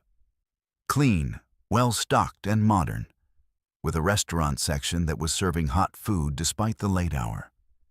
Rebecca noticed that there were quite a few other truckers inside, some eating at the restaurant, others browsing the merchandise aisles, and several more just sitting in the seating area drinking coffee. What struck Rebecca as odd was how quiet everyone was. There was none of the usual trucker conversation and camaraderie that you'd expect to find at a busy truck stop. Rebecca grabbed her items and approached the checkout counter, where a friendly middle-aged woman rang up her purchases. As the clerk was processing her payment, she asked Rebecca, "Will you be staying with us tonight? We have excellent sleeping facilities, and many of our customers find that once they rest here, they don't want to leave." Rebecca politely declined, explaining that she preferred to sleep in her own truck. But the clerk's response was unusual. "That's what they all say at first. But Big Jim's has a way of growing on people." As Rebecca walked back to her truck, she began to notice things that hadn't registered during her initial arrival. The other truckers in the parking lot were moving very slowly and deliberately, almost like they were sleepwalking. Several drivers were just standing beside their trucks, not doing anything productive, just staring off into the distance. When Rebecca tried to make eye contact or wave at fellow drivers, they either didn't respond or gave her blank stares that seemed to look right through her. Rebecca decided she wanted to leave immediately, but when she climbed into her truck and tried to start the engine, nothing happened. All her electrical systems were working, lights, radio, dashboard. But the engine wouldn't turn over. Rebecca had been driving this truck for 3 years without any mechanical problems, and it had been running perfectly when she arrived at the truck stop. She tried several more times, but the engine remained completely dead. Rebecca went back inside to ask if there was a mechanic on duty, and the same clerk who had served her earlier seemed unsurprised by the problem. "Oh, that happens sometimes," she said casually. "The elevation here affects some engines. Don't worry, our maintenance staff can take a look at it in the morning. In the meantime, why don't you get some rest? We have very comfortable sleeping rooms available." Rebecca insisted that she needed to get back on the road immediately and asked if there was anyone who could look at her truck right away. The clerk directed her to a man named Jim, presumably the Big Jim the truck stop was named after, who was sitting in the restaurant section drinking coffee. Jim was a large, friendly-looking man in his 60s who greeted Rebecca warmly and offered to take a look at her truck. Jim followed Rebecca out to the parking lot and spent about 15 minutes examining her engine. He claimed to have found the problem, a loose electrical connection, and after some tinkering under the hood, Rebecca's engine started immediately. She was grateful for the help and offered to pay Jim for his time, but he refused any payment. "Just remember us when you're driving through again," he said with a smile that didn't quite reach his eyes. Rebecca thanked Jim and prepared to leave. But as she was conducting her pre-trip inspection, she noticed something that made her extremely uncomfortable.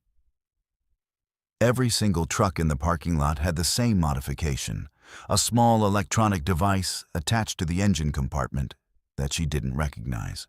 When she looked closer at her own truck, she found that an identical device had been installed while Jim was fixing her electrical problem. Rebecca didn't know what the device was, but every instinct told her to get away from this truck stop immediately. She carefully removed the device and threw it in a trash can, then quickly left the parking lot without looking back. As she drove away, she checked her rearview mirrors and saw something that confirmed her suspicions. Several trucks were pulling out of the parking lot behind her, forming a convoy that began following her down the highway. Rebecca drove as fast as she safely could, but the convoy of trucks stayed behind her for over 50 miles, always maintaining the same distance. She tried contacting other drivers on her CB radio to report the situation, but all she received in response were cryptic messages like, "You can't leave Big Jim's, and come back to the plaza where you belong." The voices on the radio all sounded flat and emotionless, like people speaking against their will. Rebecca finally lost her followers by taking an unexpected exit and driving through a series of back roads until she reached another truck stop that she knew was legitimate. She immediately called the police to report her experience. But when she tried to provide the location of Big Jim's 24-hour plaza, she encountered a problem. According to her GPS and trucking atlas, there was no truck stop at that exit on Interstate 70. The police were polite but skeptical until Rebecca showed them the electronic device she had removed from her truck.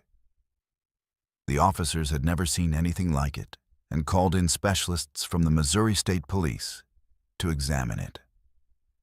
The device turned out to be a sophisticated tracking and control system that could remotely monitor and disable vehicle engines. The technology was far more advanced than anything commercially available, and investigators were unable to determine who had manufactured it. Rebecca provided detailed directions to the truck stop's location, and police conducted an investigation the following day. What they found was an empty lot with the concrete foundations of a truck stop that had been demolished over 20 years earlier. Local records showed that a facility called Big Jim's Plaza had operated at that location in the 1980s and 1990s, before closing permanently after the owner, James Big Jim Morrison, died in a trucking accident in 1999. Further investigation revealed that Rebecca was not the first driver to report encountering the phantom truck stop. Over the past 15 years, Missouri State Police had received at least 8 similar reports from truckers who claimed to have stopped at Big Jim's 24-hour plaza, only to discover later that the facility didn't exist. In each case, the drivers described having mechanical problems that were mysteriously resolved by a helpful man named Jim, and several reported finding unknown electronic devices attached to their trucks. Most disturbing of all, police discovered that 3 truckers who had reported stopping at the phantom truck stop had subsequently disappeared while driving through Missouri. Their trucks were found abandoned at various locations along Interstate 70, with no trace of the drivers and no indication of what had happened to them. In each case, the missing truckers had last been seen on traffic cameras passing the exit, where Big Jim's Plaza was supposed to be located. Rebecca changed her regular route to avoid that section of Interstate 70.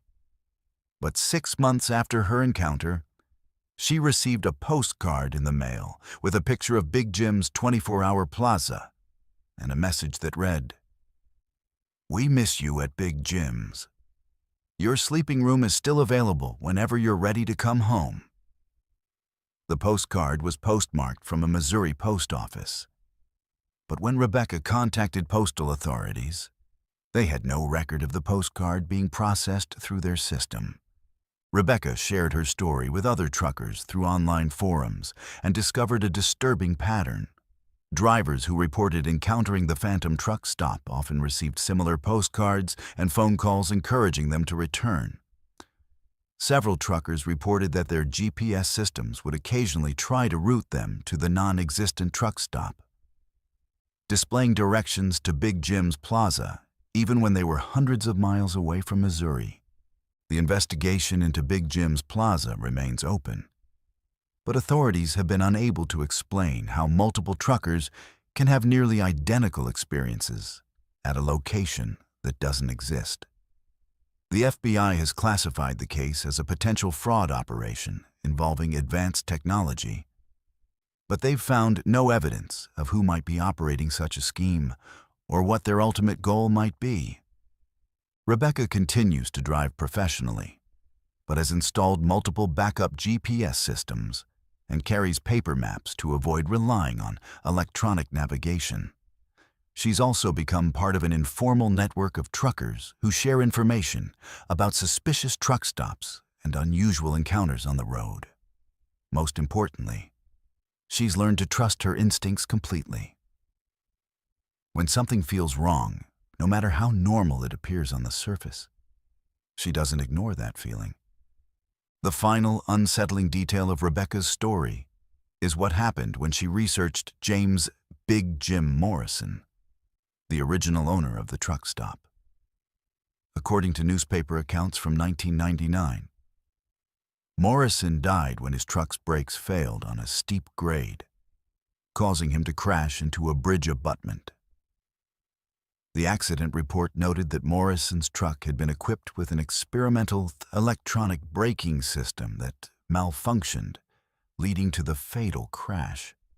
The technology was similar in design to the device that Rebecca found attached to her own truck, a device that could remotely control vehicle functions and potentially cause accidents that would appear to be mechanical failures.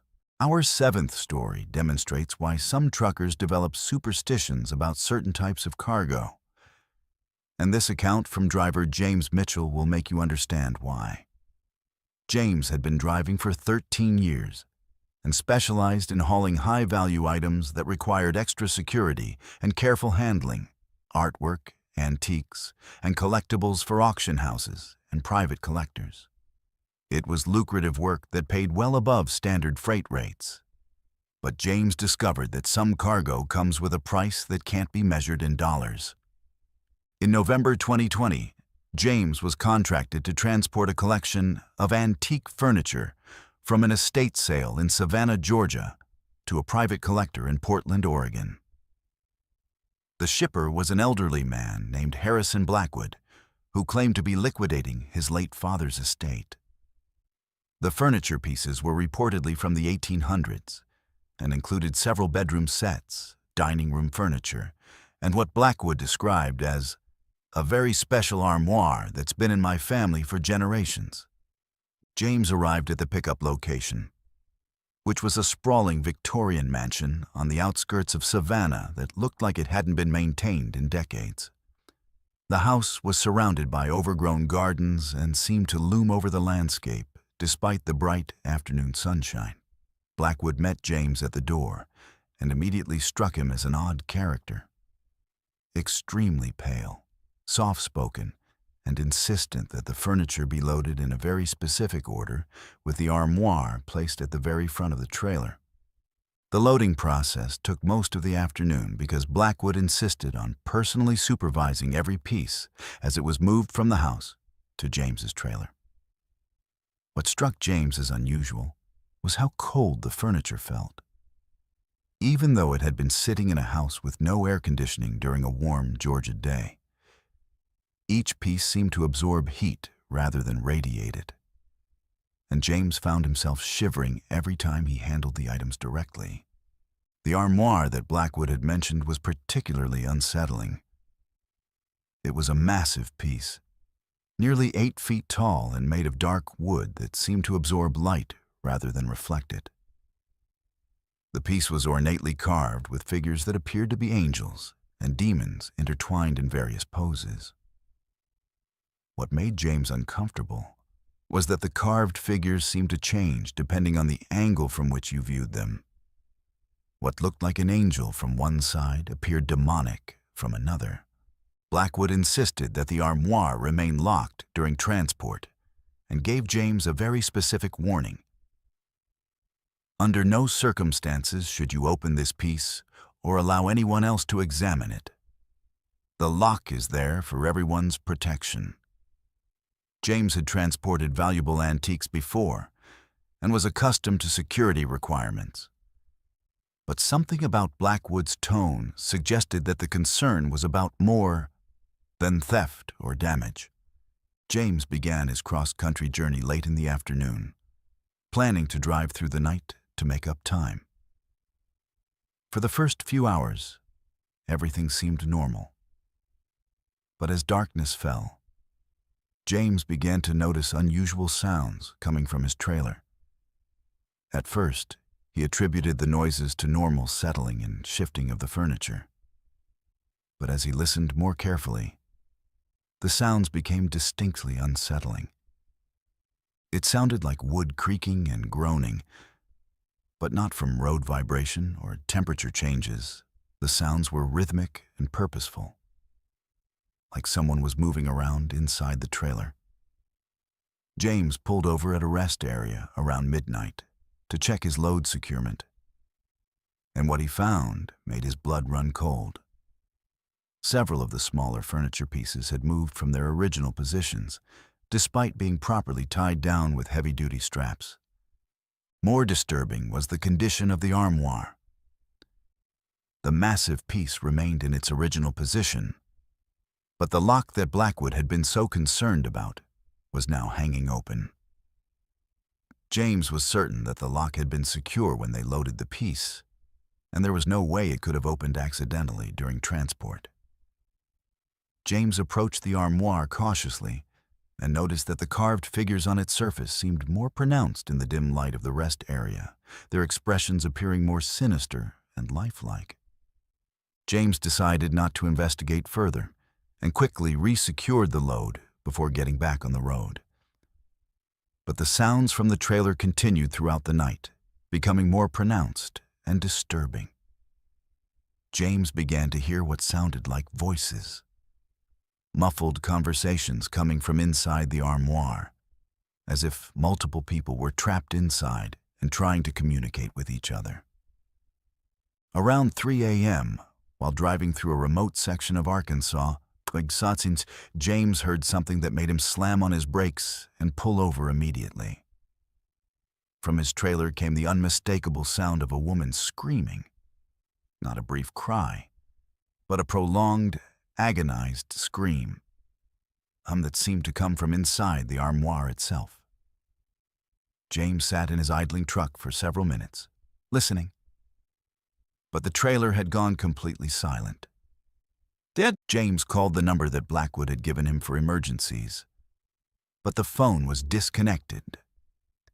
He tried calling the auction house in Portland that was supposed to receive the furniture, but they had never heard of Harrison Blackwood or any furniture delivery scheduled from Georgia. James was beginning to realize that he might have been deceived about the nature of his cargo and the legitimacy of the delivery. As James sat in his truck trying to decide what to do, he noticed movement in his side mirrors. The armoire, which was positioned near the front of his trailer where he could see it through his rear window, appeared to be rocking back and forth slightly. The movement was subtle but consistent, as if something inside the massive piece was trying to get out. James also noticed that the temperature around his truck was dropping rapidly, despite the mild Arkansas weather. James decided to continue driving and contact police at the next major town. But as he prepared to pull back onto the highway, he heard a voice calling his name. The voice was coming from his trailer, clear and distinct. "James, please help us. We've been trapped in here for so long. Please open the door and let us out." The voice was that of a young woman, and it sounded desperate and pleading. James ignored the voice and continued driving, but the pleas continued throughout the night. He heard multiple voices, men, women, and children, all begging to be released from the armoire. They claimed to have been trapped for decades, some for over a century, and they described the interior of the armoire as a place of endless darkness and cold. What made the voices particularly disturbing was their knowledge of details about James's life. They mentioned his wife by name, described his house, and knew about his trucking route preferences. By dawn, James was exhausted and terrified, but he was determined to reach a major city where he could get help from law enforcement.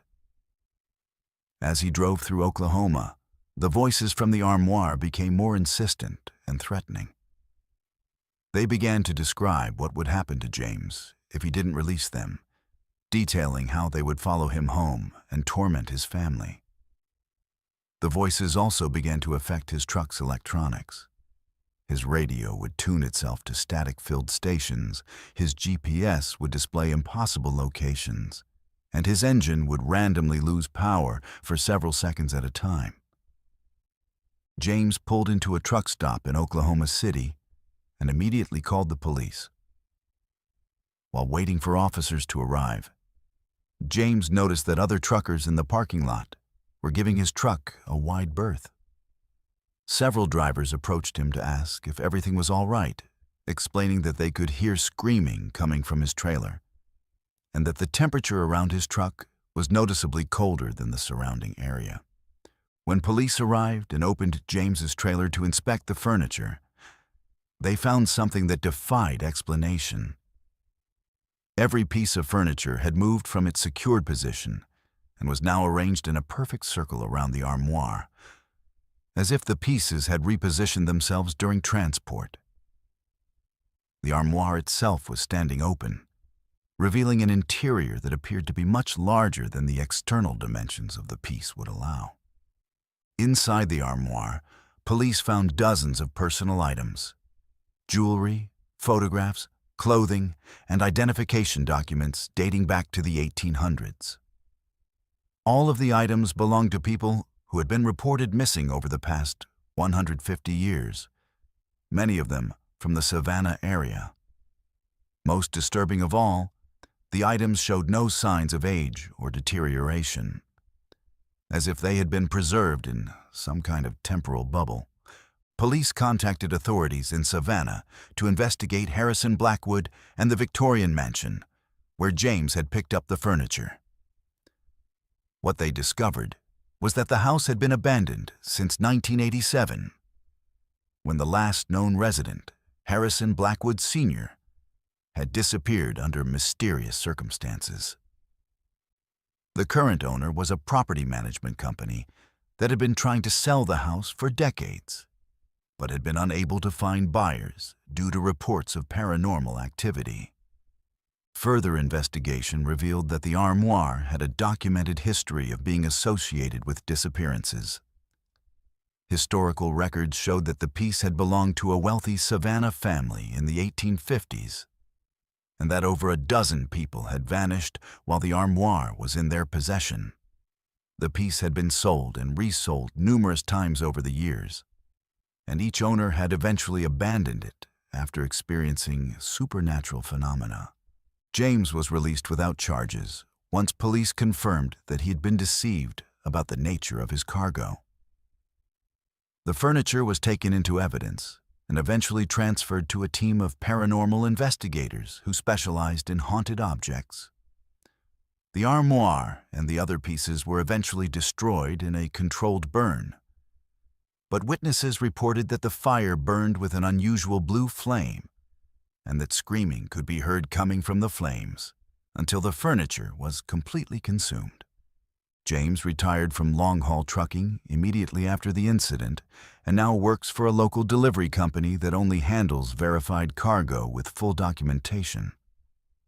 He's also become an advocate for truckers' safety and frequently speaks about the importance of verifying the legitimacy of shippers and cargo before accepting unusual or high-paying loads. The most unsettling aspect of James's story is what happened to the man who claimed to be Harrison Blackwood. Police were never able to locate him or determine his real identity. Security cameras at the Savannah mansion showed James arriving for the pickup, but they showed no other person on the property at any time. According to the video evidence, James appeared to be loading furniture by himself, talking to someone who wasn't there. 6 months after the incident, James received a package in the mail containing a small wooden figurine carved in the same style as the decorations on the armoire. The figurine bore an uncanny resemblance to James himself, and attached to it was a note that read, "Thank you for your service. The collection continues to grow, and we always need reliable transportation." The package had no return address and a postmark from Savannah, but postal authorities had no record of it being processed through their system. James keeps the figurine locked in a safe deposit box at his bank, but he reports that he occasionally receives phone calls late at night from people claiming to be trapped and needing transportation to join the collection. The calls always come from numbers with Savannah area codes, but when James tries to call the numbers back, they're always disconnected. James believes that he was targeted specifically because of his reputation for handling valuable and unusual cargo, and that there are other drivers who may have fallen victim to similar supernatural shipping schemes. Our 8th story deals with one of the most fundamental assumptions we make about the world: that time moves forward in a straight line, and that if you keep driving, you'll eventually reach your destination. This account comes from veteran driver Patricia Williams, who had been hauling freight for 16 years and prided herself on her punctuality and reliability. Patricia was known throughout the industry as someone who could deliver any load on time, regardless of weather, traffic, or mechanical problems. That reputation would be tested in ways she never could have imagined during what started as a routine delivery run in March 2022.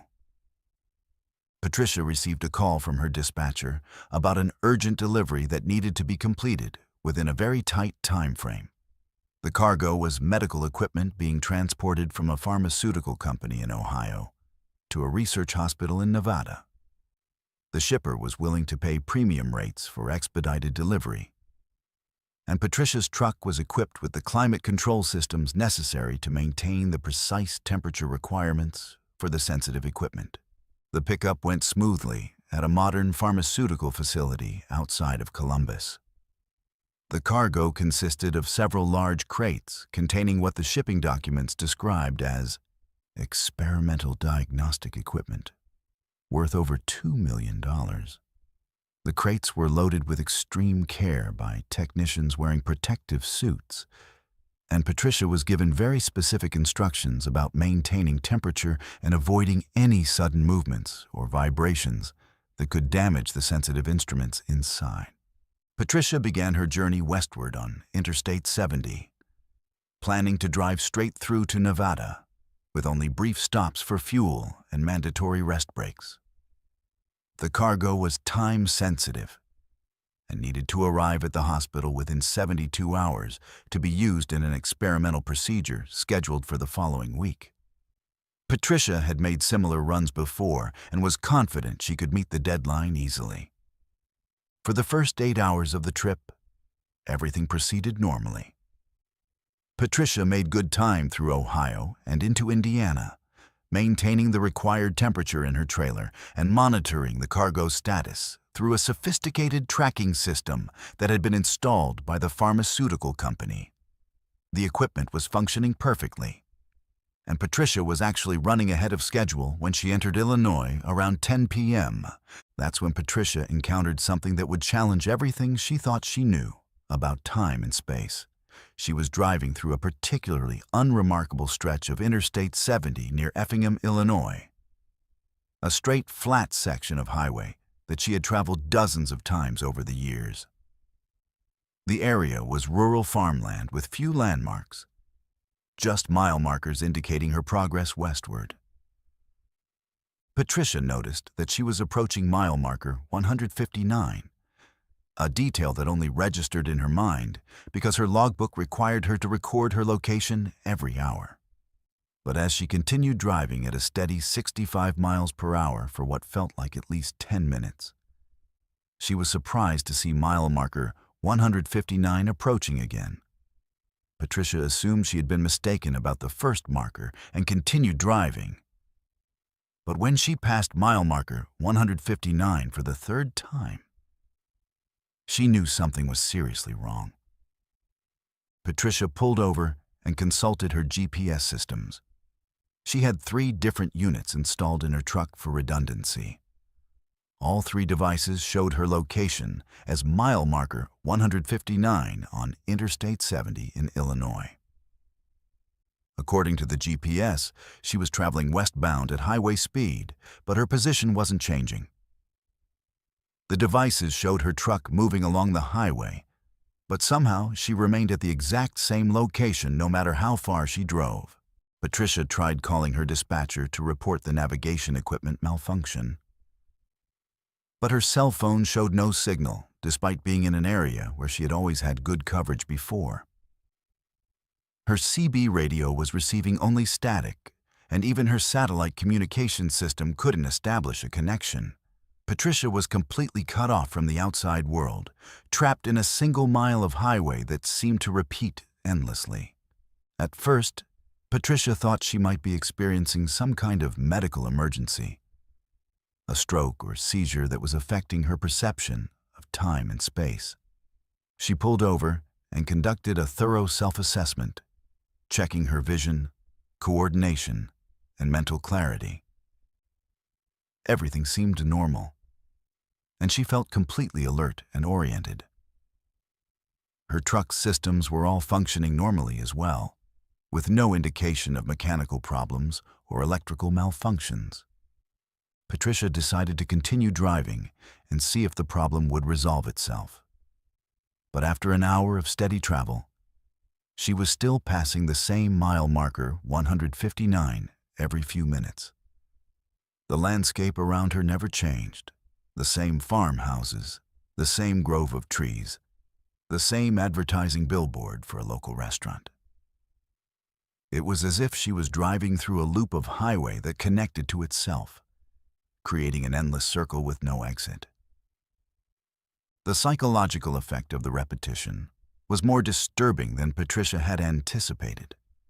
She began to recognize every detail of the landscape. A red barn with a missing board, a dead tree with distinctive twisted branches, a rusted farm implement abandoned in a field. Each time she passed these landmarks, they appeared in exactly the same condition, as if time had stopped for everything except her truck. Patricia tried various strategies to break free from the loop. She attempted to exit the highway, but every off-ramp led to roads that curved back to the same mile marker 159. She tried driving in reverse, but the highway behind her was identical to the highway ahead. An endless repetition of the same mile of asphalt. She even tried driving across the median to travel in the opposite direction. But somehow she found herself still heading westbound toward mile marker 159. After several hours of being trapped in the loop, Patricia began to notice subtle changes in her cargo. The temperature monitoring system was showing fluctuations that shouldn't have been possible, given the stable climate control settings. More disturbing was the sound coming from the cargo area, a low humming noise that seemed to pulse in rhythm with her truck's engine. The medical equipment was apparently still functioning, but it was behaving in ways that didn't match its normal operational parameters. Patricia checked the cargo bay and discovered that the crates containing the medical equipment were glowing with a faint blue light that pulsed in the same rhythm as the humming sound. The shipping documents had made no mention of any luminescent properties, and Patricia was certain the glow hadn't been present when the cargo was loaded. As she watched, the glow seemed to be getting brighter and the pulsing more rapid. That's when Patricia realized that her situation might be connected to the experimental equipment she was hauling. The pharmaceutical company had been deliberately vague about the exact nature of the medical devices, referring to them only as diagnostic equipment in the shipping documents. But the sophisticated loading procedures and the extreme security measures suggested that the cargo was far more significant then routine medical supplies. Patricia tried to contact the pharmaceutical company using the emergency number they had provided, but her communication systems remained completely non-functional. She was trapped in the temporal loop with cargo that was apparently malfunctioning in ways that defied conventional understanding of medical equipment. The pulsing glow from the crates was now bright enough to illuminate the entire interior of her trailer, and the humming sound had become a steady vibration that she could feel through the truck's frame. As the hours passed, though Patricia was beginning to question whether time had any meaning in her current situation, the psychological strain of the endless repetition began to take its toll. She found herself developing an obsessive attention to detail, memorizing every aspect of the repeating landscape and timing the exact intervals between landmarks. She discovered that it took precisely 4 minutes and 37 seconds to travel from mile marker 159 back to mile marker 159, regardless of her speed. Patricia also began to notice that she wasn't aging or getting tired in the normal way. Despite having been driving for what felt like 12 hours, she felt as alert and energetic as when she had started the loop. Her fuel gauge remained constant, showing 3/4 full no matter how long she drove. Even her truck's odometer had stopped advancing, frozen at the exact reading it had shown when she first entered the loop. The truly disturbing part of Patricia's experience was the growing realization that she might not be alone in the loop. She began to see shadows in her peripheral vision, other vehicles that seemed to be traveling the same route, but disappeared when she tried to look at them directly. She also started hearing voices on her CB radio, faint transmissions from other drivers who seemed to be experiencing similar situations. One voice in particular became a regular presence on Channel 19, a trucker who identified himself as Bobby and claimed to have been trapped in his own loop for what he estimated to be several years. Bobby explained that he had been hauling similar experimental equipment when he became trapped, and that the cargo appeared to be creating some kind of temporal distortion field that isolated individual trucks in pocket dimensions. According to Bobby, there were dozens of drivers trapped in similar loops throughout the country, all of them hauling cargo from the same pharmaceutical company or its subsidiaries. The equipment they were transporting wasn't medical devices at all, but rather components of an experimental time manipulation technology that the company was testing by using unwitting truckers as test subjects. Bobby warned Patricia that the longer she remained in the loop, the more difficult it would become to escape. The temporal distortion was designed to study the effects of time manipulation on both humans and machinery, and the subjects were expected to eventually become permanently integrated into the experimental framework. Bobby himself had given up trying to escape and had accepted his fate as a test subject in an ongoing experiment that might continue indefinitely. Patricia refused to accept Bobby's fatalistic assessment and continued searching for a way to break free from the loop. She experimented with different driving patterns, tried damaging the cargo to disrupt the equipment's function, and even attempted to abandon her truck and escape on foot. Nothing worked. Every action she took led back to the same mile marker, 159, and the same endless repetition. The breakthrough came when Patricia discovered that the temporal distortion was connected to her truck's electrical system. The pharmaceutical company had installed monitoring equipment that was designed to interact with her truck's computer systems, creating a feedback loop that generated the temporal field. Patricia managed to locate and disconnect the monitoring device, and immediately felt the repetition effect beginning to weaken. As the device shut down, Patricia experienced a disorienting sensation of time snapping back into normal flow. The landscape around her suddenly looked different, older and more weathered, as if years had passed in the outside world while she was trapped in the loop.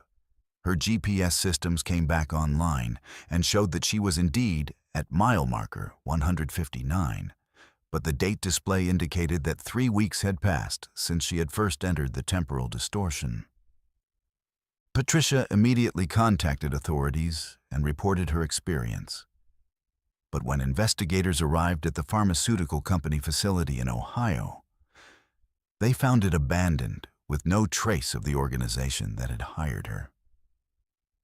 The company's registration documents were all fraudulent, and the medical equipment Patricia had been hauling had vanished from her trailer during the escape from the temporal loop. The most unsettling discovery was that Patricia wasn't the only driver to report this type of experience. The FBI had received 17 similar reports over the past 5 years from truckers who claimed to have been trapped in temporal loops while hauling cargo for various pharmaceutical and research companies. In each case, the truckers had lost several days or weeks of time, and the companies that had hired them had disappeared without a trace. Patricia underwent extensive medical and psychological evaluation to determine the effects of her experience, but doctors found no evidence of physical or mental damage. However, Patricia reported that her perception of time had been permanently altered. She could now sense temporal distortions and anomalies that were invisible to other people. She also discovered that she could remember details about the loop with perfect clarity, as if the experience had been burned into her memory with supernatural precision. Patricia returned to trucking, but now specializes in identifying and avoiding potentially dangerous cargo. She's become part of an informal network of drivers who share information about suspicious shipping companies and unusual delivery requirements. Most importantly, she's learned to recognize the warning signs of experimental cargo that might pose risks beyond normal transportation hazards. The investigation into the pharmaceutical company and the temporal distortion technology remains active, but authorities have found no evidence of who was conducting the experiments or what their ultimate purpose might have been. The FBI believes that Patricia and the other affected drivers were test subjects in a large-scale experiment involving time manipulation. But the technology involved is beyond current scientific understanding. Patricia still receives occasional communications from Bobby and other drivers who claim to be trapped in temporal loops. These messages come through her CB radio at random intervals, usually late at night when she's driving through remote areas. The voices always warn her about new shipping companies and cargo types that might be connected to the experimental program, and they beg her to find a way to rescue them from their endless repetition. The final disturbing detail of Patricia's story is what happened to her truck after the incident. Despite having been maintained in perfect condition before the temporal loop, her truck aged dramatically during the 3 weeks she was trapped. The engine had accumulated wear equivalent to several years of normal operation, the tires were worn down to dangerous levels, and various components showed signs of extreme age and stress. It was as if her truck had experienced normal time flow, while Patricia herself had been protected by the temporal distortion, creating a discrepancy that served as physical proof of her impossible experience. Our 9th story brings us to one of the most psychologically disturbing accounts in this collection, and it involves something that every trucker takes for granted: their memories of the road. This story comes from driver Kevin Martinez, who had been driving cross-country for 12 years and was known for his exceptional memory and attention to detail. Kevin could recall specific routes, truck stops, and road conditions from years earlier with photographic precision, a skill that made him valuable for hauling sensitive cargo that required absolute reliability and discretion. In August 2021, Kevin received an unusual contract through his dispatcher, a high-paying delivery job that required a driver with an impeccable safety record and the ability to handle confidential cargo. The job involved transporting research materials from a biotechnology company in Virginia to what was described as a memory research facility in rural Montana. The pay was exceptional, nearly 4 times Kevin's normal rate, and the only requirements were that he maintain absolute confidentiality about the cargo and destination.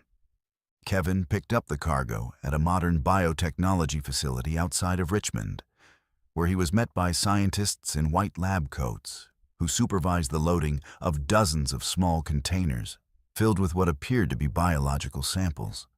The containers were kept in specialized refrigeration units that maintained precise temperature control.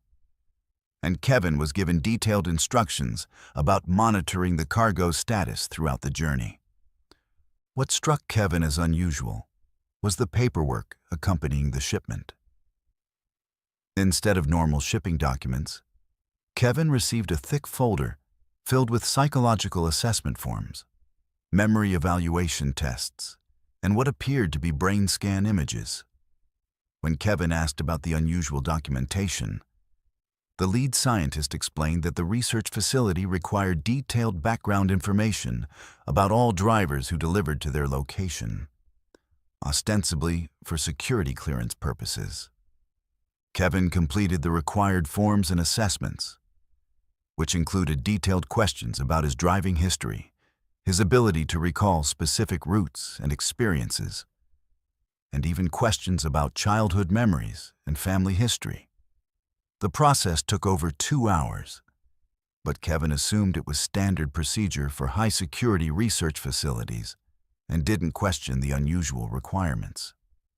Kevin began his journey westward, taking Interstate 64 through Virginia and Kentucky, before connecting to Interstate 70 through Missouri and into Colorado.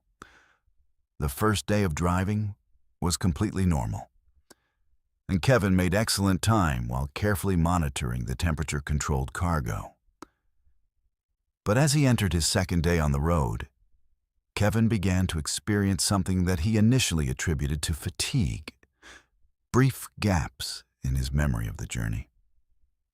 At first, the memory lapses were minor. Kevin would realize that he couldn't remember passing through a particular town or taking a specific exit, even though his logbook and GPS records showed that he had traveled those routes. Kevin had never experienced memory problems before and prided himself on his ability to recall every detail of his trips. So these gaps were immediately concerning. As Kevin continued westward, the memory lapses became more frequent and more significant. He would find himself at truck stops with no memory of how he had gotten there or why he had decided to stop. His logbook showed entries in his own handwriting for events he couldn't remember, and his fuel receipts indicated purchases he had no recollection of making. It was as if portions of his journey were being erased from his mind as soon as they occurred. Kevin tried calling his dispatcher to report the memory problems, but every time he attempted to make the call, he would forget why he was calling before the number finished dialing. He would find his phone in his hand with no memory of picking it up, or discover that he had been in the middle of conversations that he couldn't remember starting. The memory loss was becoming so severe that Kevin was beginning to question his ability to safely operate his truck. The situation became truly disturbing when Kevin realized that he wasn't just losing memories of the current trip. He was losing memories from throughout his entire driving career. Routes that he had traveled hundreds of times suddenly seemed unfamiliar. Truck stops where he had been a regular customer for years felt like places he had never seen before. It was as if his entire professional experience was being systematically erased from his mind. Kevin pulled over at a rest area in Colorado to assess his situation and discovered something that terrified him. His normally meticulous logbooks, which he had maintained for over 12 years, now contained entries he didn't remember writing and references to trips he couldn't recall taking. More disturbing was that some of the entries described deliveries to the same Montana research facility he was currently traveling to. Deliveries that Kevin had apparently made multiple times, but had no memory of completing. As Kevin studied his logbooks more carefully, he found evidence of dozens of trips to the Montana facility over the past several years. Each trip was associated with the same type of biological cargo he was currently hauling, and each trip was followed by increasingly detailed medical and psychological assessments. According to his own records, Kevin had been regularly transporting materials to this facility and undergoing extensive testing. But he had no conscious memory of any of these previous deliveries. Kevin tried to call the biotechnology company that had hired him, but when he dialed the number on his contract, he discovered that it was disconnected. He attempted to research the company online using his phone, but every search returned no results, as if the organization had never existed. Kevin was beginning to realize that he might be involved in something far more sinister than a routine research delivery. That evening, while Kevin was sleeping in his truck at a rest area in Utah, he was awakened by voices outside his cab. Through his window, he could see two people in white lab coats examining his truck and discussing his cargo in technical terms he didn't understand. One of them was making notes on a clipboard, while the other was apparently taking readings from some kind of electronic device pointed at Kevin's trailer. Kevin remained perfectly still and listened to their conversation, which revealed the horrifying truth about his situation. The researchers were discussing Kevin's memory extraction progress and noting that his cognitive baseline was deteriorating according to their expectations. They referred to Kevin as Subject 47 and mentioned that he was scheduled for final processing when he reached the Montana facility. The researchers explained to each other that Kevin had been selected months earlier as a test subject for experimental memory extraction technology. The biological samples he was transporting weren't research materials at all. They were extracted memories and experiences from previous trucker subjects who had been processed at the Montana facility. Kevin's repeated trips to the facility had allowed researchers to gradually extract his memories of the road while replacing them with artificial experiences designed to keep him functioning as a driver.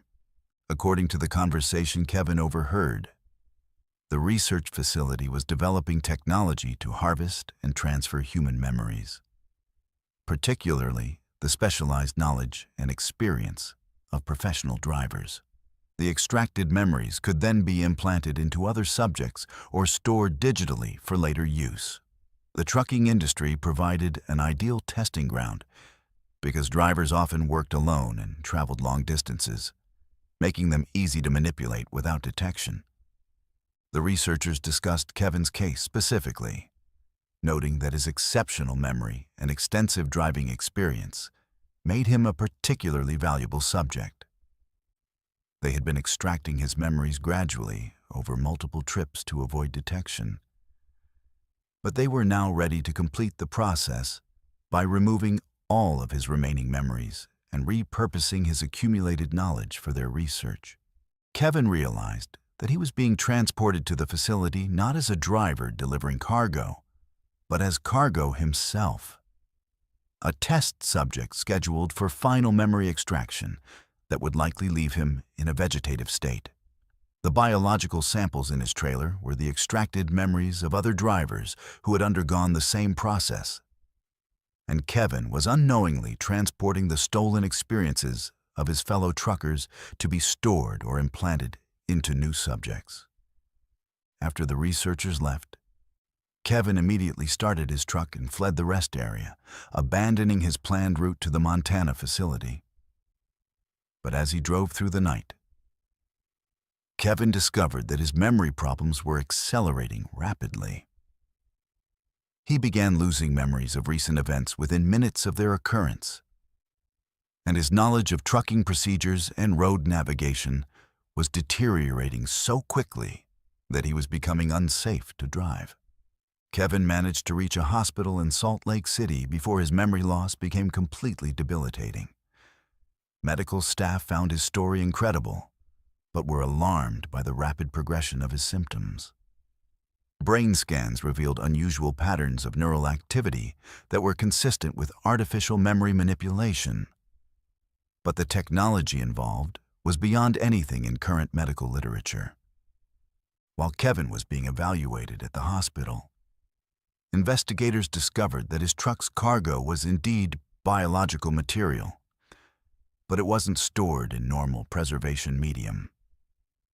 The samples were suspended in a synthetic fluid that contained complex neural networks and what appeared to be digitized brain activity patterns. Each container held what researchers described as crystallized memories that could potentially be transferred to other subjects under the right conditions.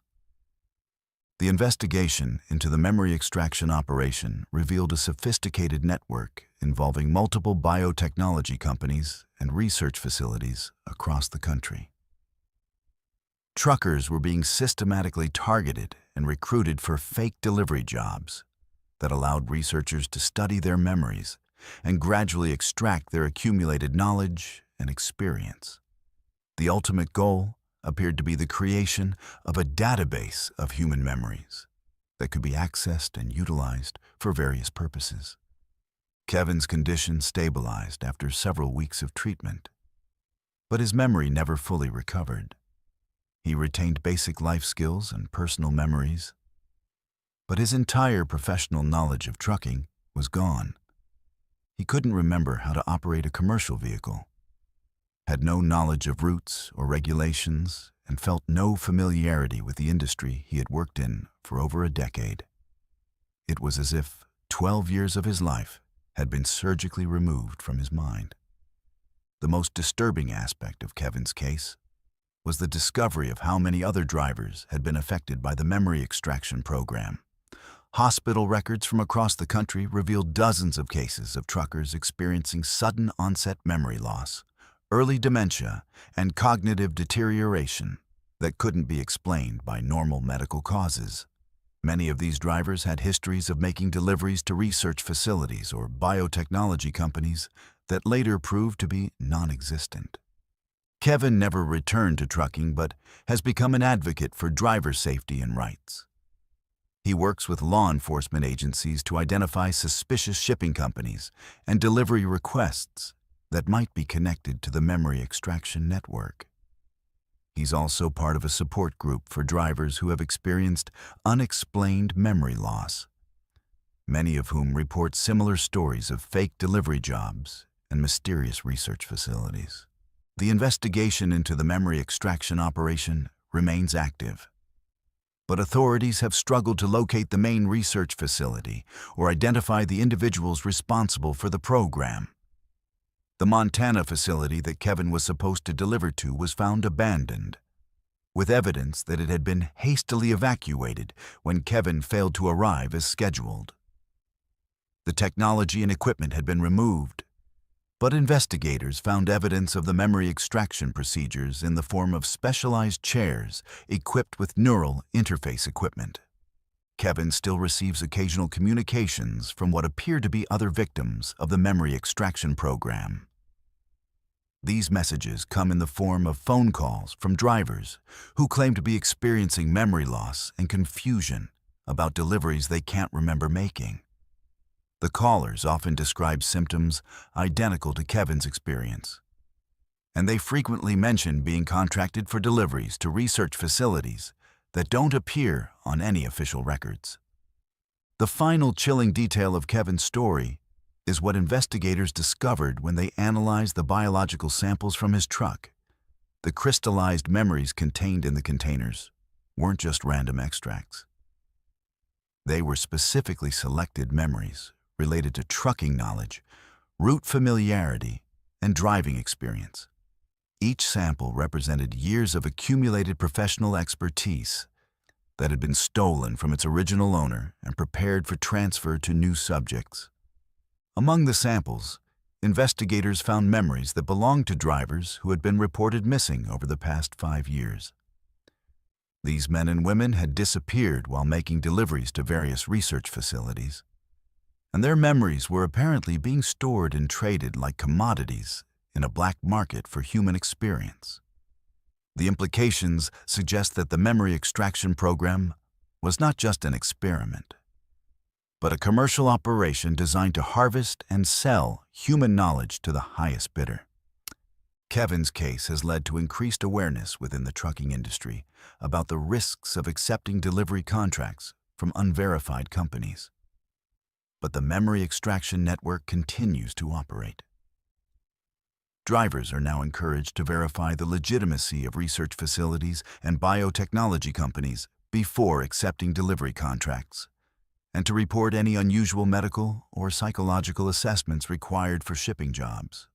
However, the sophisticated nature of the operation and its ability to create convincing fake companies makes detection extremely difficult. Our 10th story brings us to perhaps the most disturbing account in this collection.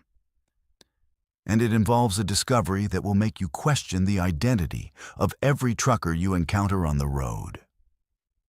This story comes from driver Michael Torres, who had been driving long haul for 14 years and was known throughout the industry for his reliability and professional reputation. Michael's experience would reveal a conspiracy so horrifying that it challenges our basic assumptions about human identity and the nature of consciousness itself. In December 2021, Michael was contracted for what appeared to be a routine medical supply delivery from a pharmaceutical distribution center in Arizona to a private medical facility in northern Alaska. The unusual aspect of the job was the remote destination. The facility was located over 200 miles from the nearest town, accessible only by a single unpaved road that required special permits and winter driving equipment. The pay was extraordinary, nearly 10 times Michael's normal rate, justified by the extreme isolation and harsh winter conditions.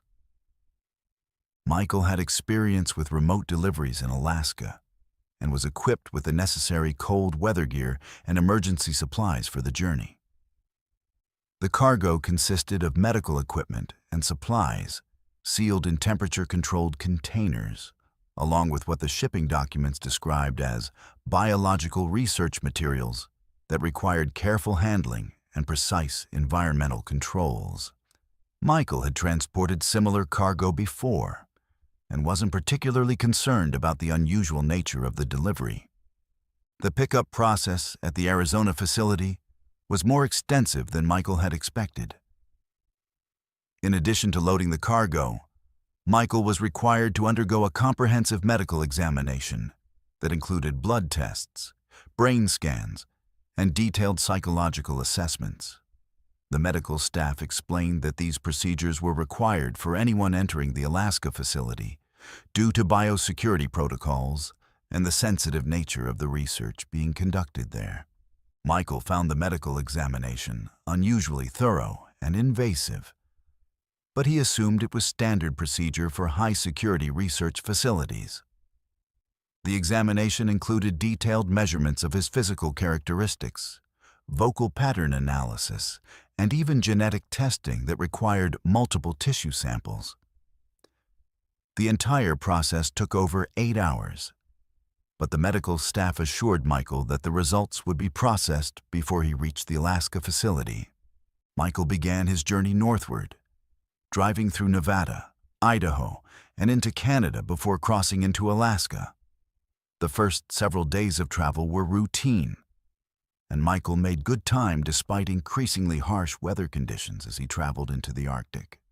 But as he approached the final stretch of his journey, the 200-mile unpaved road to the research facility, Michael began to notice unusual radio transmissions on his CB. The transmissions weren't normal trucker chatter, but rather technical discussions between people who seemed to be monitoring Michael's progress. The conversations included detailed information about his location, his cargo status, and even personal details about his driving habits and route preferences. Most disturbing was that the people on the radio referred to Michael by a numerical designation, Subject M47, rather than his name. Michael tried to respond to the radio transmissions, but whenever he keyed his microphone, the conversations would immediately stop. The monitoring seemed to be one way, with the unknown observers tracking Michael's every move while remaining hidden from his attempts to communicate.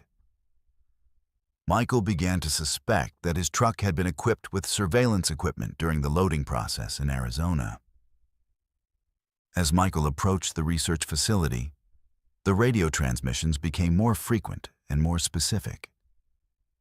The observers were discussing Michael's compatibility rating and noting that his baseline measurements matched their requirements within acceptable parameters. They also mentioned that the replacement procedure had been approved and that Integration Team Alpha was standing by for Michael's arrival. Michael had no idea what any of these terms meant, but the clinical nature of the discussions made him increasingly uncomfortable. He began to suspect that the medical examination in Arizona had been more than just a security clearance, and that he might be walking into a situation far more dangerous than a routine delivery. Michael considered turning around and abandoning the delivery, but he was already too far into the wilderness to safely retreat without completing the journey. The research facility itself was unlike anything Michael had ever seen. Instead of a normal medical building, the complex consisted of several interconnected structures built into the side of a mountain, with most of the facility apparently underground. The surface buildings were heavily fortified and surrounded by security fences and guard towers. The entire complex had the appearance of a military installation rather than a medical research center. Michael was met at the facility's gate by security personnel, who conducted another thorough inspection of his truck and cargo before allowing him to proceed to the loading dock. The unloading process was supervised by technicians in full biological containment suits, and Michael was required to remain in a designated waiting area while his cargo was transferred to the facility's interior systems. While waiting for the cargo transfer to be completed, Michael overheard conversations between facility staff that revealed the terrifying truth about the research being conducted at the location. The facility wasn't involved in medical research at all. It was a cloning and replacement center where perfect duplicates of selected individuals were being created for purposes that Michael couldn't fully comprehend from the fragments of conversation he heard. According to what Michael overheard, the facility had been operating for several years and had successfully created and deployed hundreds of human duplicates. The targets for replacement were carefully selected based on their professional skills, social connections, and access to sensitive information or strategic locations. Truckers were particularly valuable targets because their nomadic lifestyle made their disappearances less likely to be noticed, and their knowledge of transportation networks could be exploited for various illegal purposes. Michael realized with growing horror that he hadn't been hired to deliver cargo to the facility. He had been lured there to be replaced by a duplicate. The extensive medical examination in Arizona had been used to create a detailed biological profile that would allow the facility to grow a perfect clone with all of his memories, skills, and physical characteristics. The biological research materials he had transported were probably genetic samples and neural mapping data from other truckers who had already been processed. Michael tried to leave the facility immediately, but he discovered that his truck had been disabled while he was in the waiting area. The facility's security staff politely but firmly explained that he would need to remain overnight while final processing was completed. Michael was escorted to what was described as guest quarters, but the room was clearly a holding cell with reinforced doors and no windows. During the night, Michael could hear activity throughout the facility. Machinery operating people moving through corridors, and what sounded like construction or assembly work. Most disturbing were the voices he heard in adjacent rooms. Voices that sounded exactly like his own voice, having conversations he had never had. Michael realized that his duplicate was already being prepared and programmed with artificial memories designed to allow it to seamlessly replace him. Michael managed to escape from his holding cell by using a maintenance access panel he discovered hidden behind a ventilation grate. As he moved through the facility's service corridors, he encountered something that will haunt him for the rest of his life. Dozens of growth chambers containing partially developed human clones in various stages of completion. Each chamber was labeled with detailed information about the original person being duplicated, including truckers, government officials, and business executives. Most horrifying was what Michael found in the facility's storage areas. Hundreds of containers filled with what appeared to be discarded human remains. According to the labels on the containers, these were the original biological materials from people who had been successfully replaced by their duplicates. The facility wasn't just creating clones, it was systematically murdering the original people and disposing of their bodies after the replacement process was complete.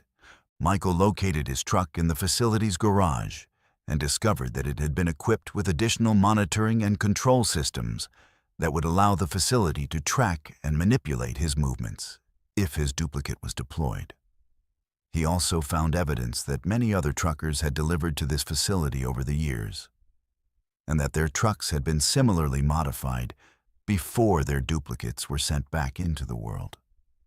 Michael managed to escape from the facility by creating a distraction in the power distribution system that temporarily disabled the security systems.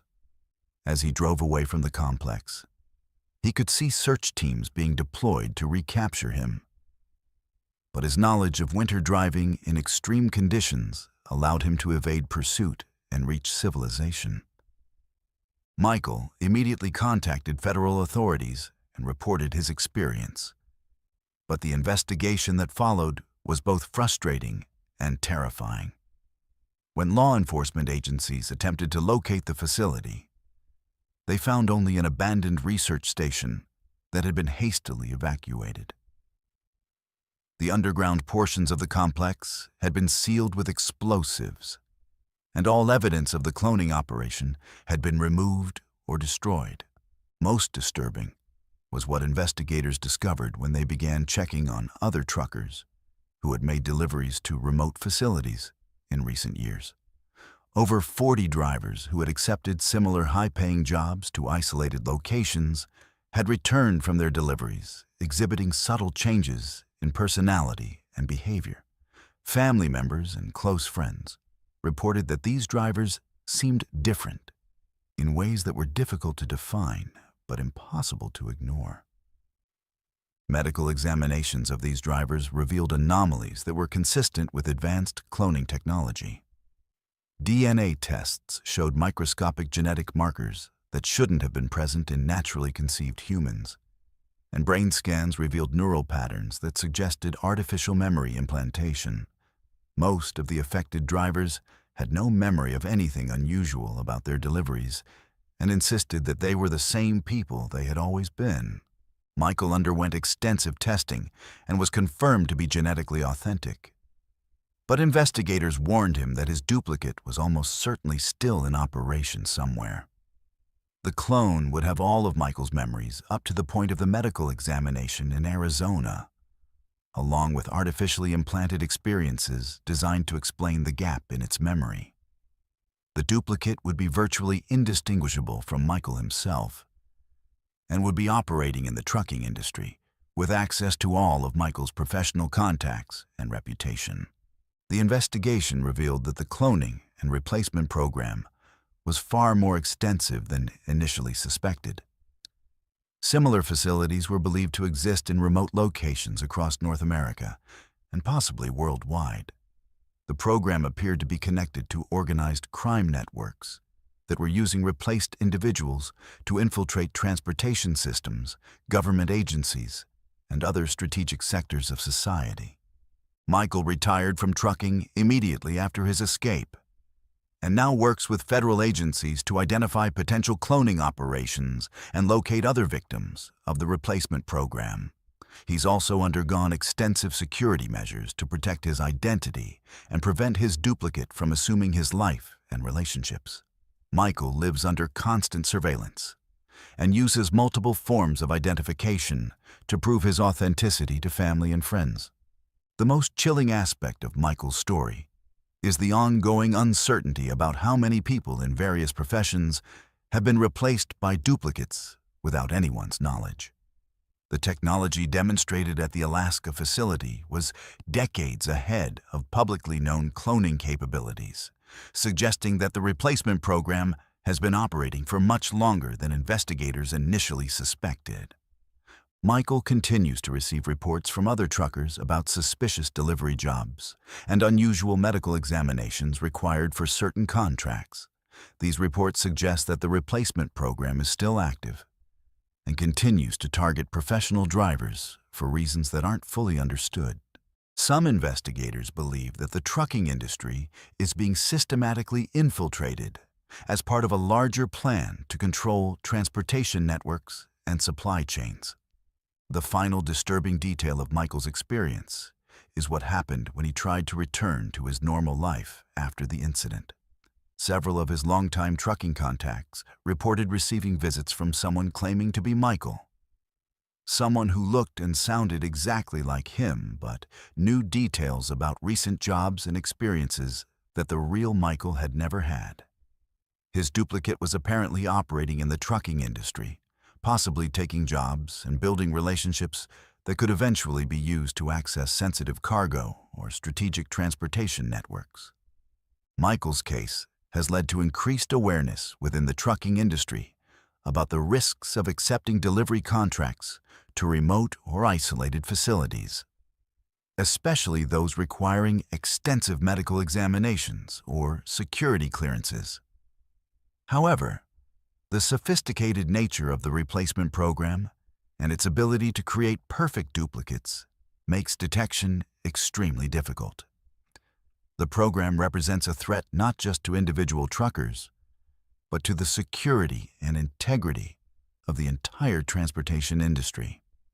Federal agencies continue to investigate the replacement program, but the discovery of additional facilities has been hampered by the remote locations and sophisticated security measures employed by the organizations operating them.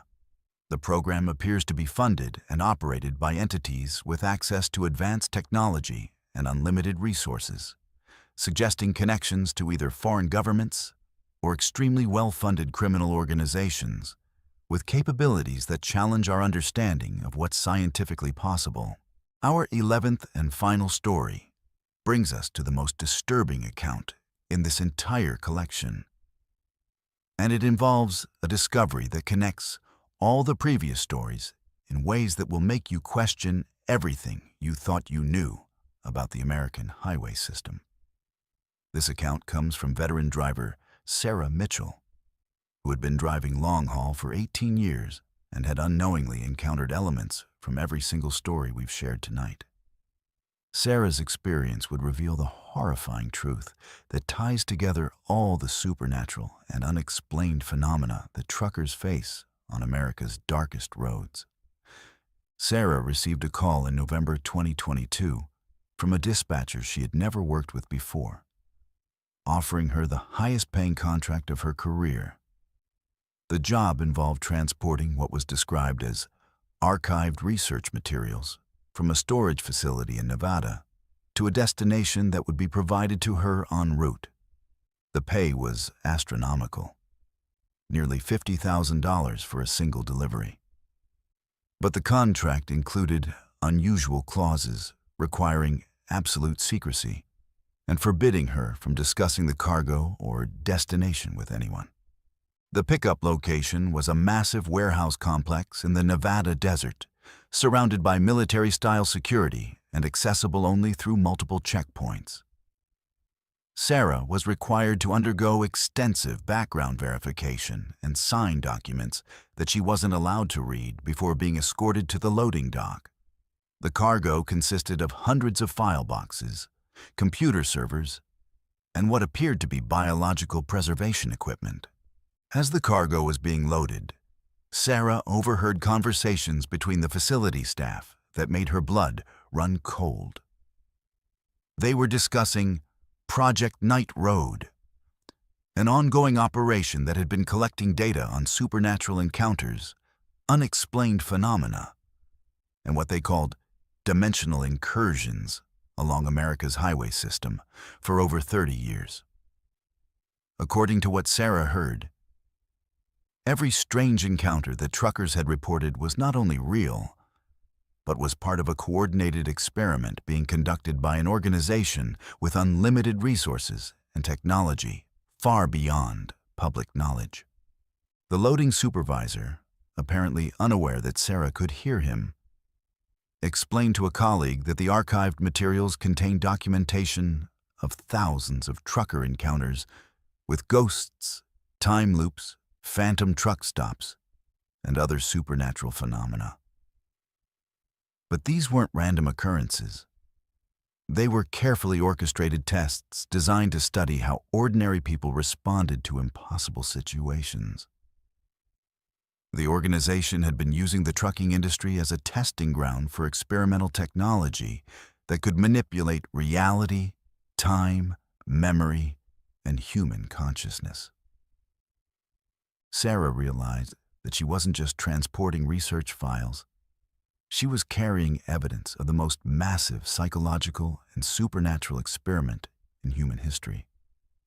Every story of ghostly encounters, every report of phantom locations, every account of missing drivers had been part of this project. The organization had been systematically terrorizing truckers for decades while collecting data on human responses to supernatural trauma.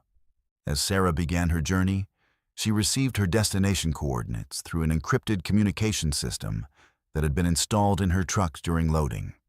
The destination was a facility in the Colorado mountains that she was to reach within 72 hours. But as Sarah drove through the night, she began to experience elements from every supernatural encounter she had ever heard about from fellow truckers. First, Sarah encountered the phantom convoy from our opening story. 3 trucks appeared in her mirrors and began following her across Nevada, maintaining perfect formation and responding to her speed changes with uncanny precision.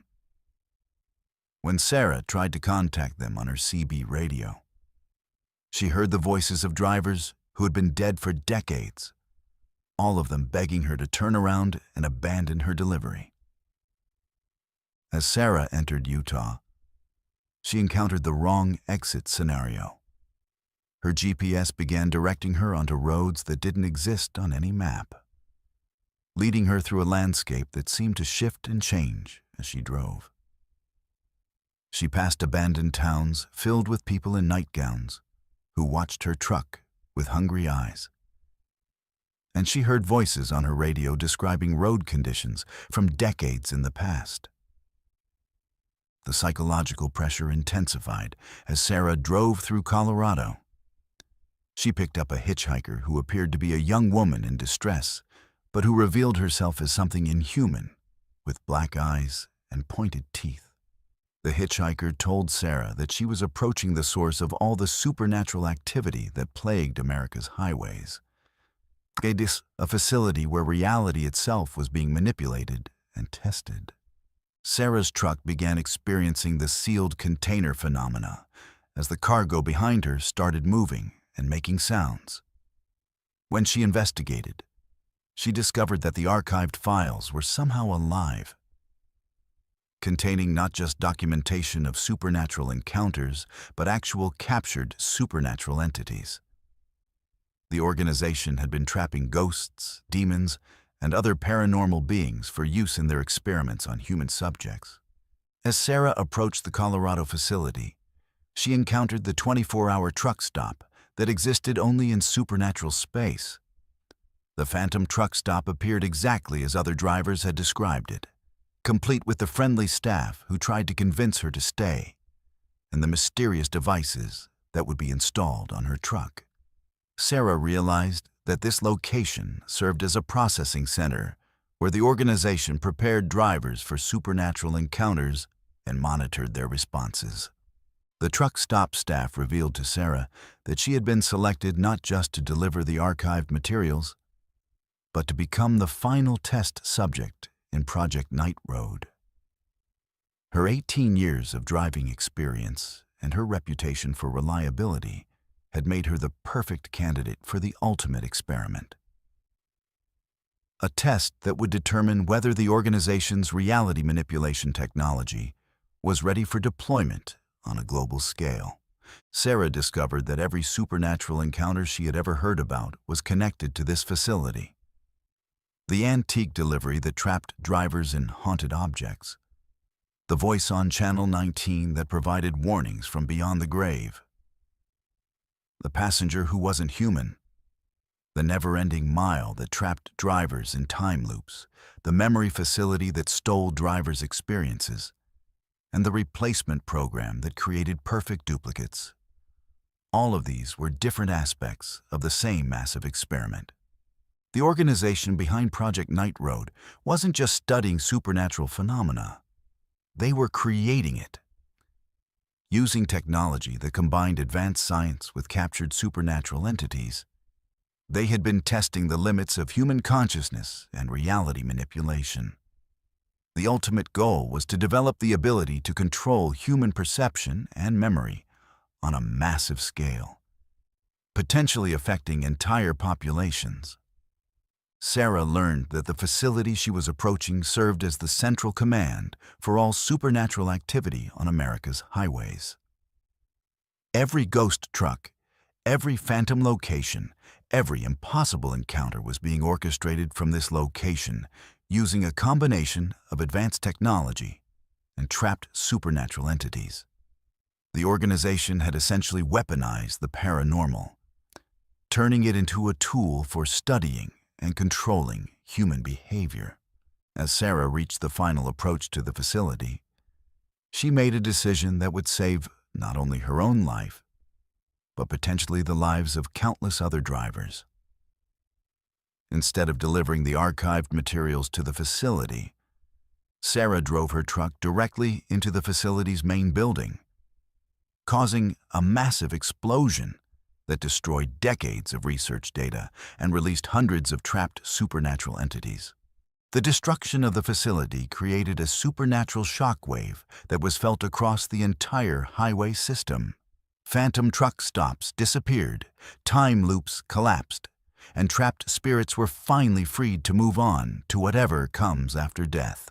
The sudden cessation of supernatural activity on America's highways was noticed by truckers nationwide, who reported that the roads suddenly felt normal for the first time in decades. Sarah survived the explosion, but was severely injured and spent months recovering in a secure medical facility. During her recovery, she was debriefed by federal agents who revealed that Project Night Road had been under investigation for years. But the organization's use of supernatural entities and reality manipulation technology had made conventional investigation impossible. Sarah's destruction of the facility had provided the breakthrough that law enforcement needed to expose the operation. The investigation that followed revealed the true scope of Project Night Road. The organization had been operating with funding from multiple governments and had facilities on every continent. Their experiments had affected not just truckers, but pilots, ship captains, train engineers, and other transportation professionals worldwide. The goal was to develop the ability to control human consciousness and memory as a tool for social and political manipulation.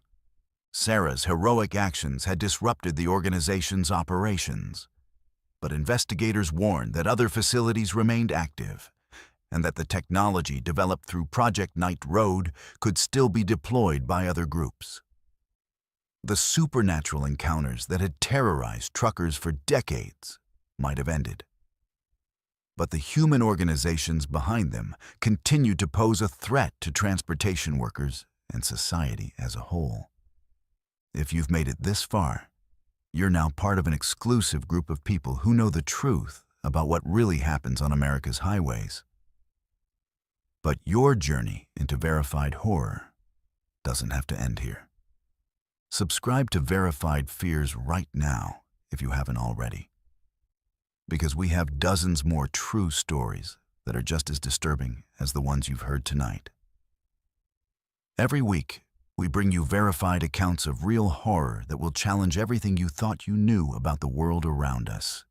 Hit that notification bell so you never miss an upload, because these stories often contain information that could save your life if you ever find yourself in similar situations. Knowledge is power. And in the world of verified horror, that knowledge could be the difference between becoming a victim and becoming a survivor. If you're a trucker watching this, or if you know someone in the transportation industry, share this video with them. These stories aren't just entertainment. They're warnings from fellow drivers who have faced the unthinkable and lived to tell about it. The trucking community looks out for each other, and that protection extends to sharing information about the dangers that lurk on our roads. Drop a comment below if you've experienced anything similar to what you've heard tonight. Verified Fears investigates every story we receive, and your experience could help warn other travelers about dangers they never imagined existed.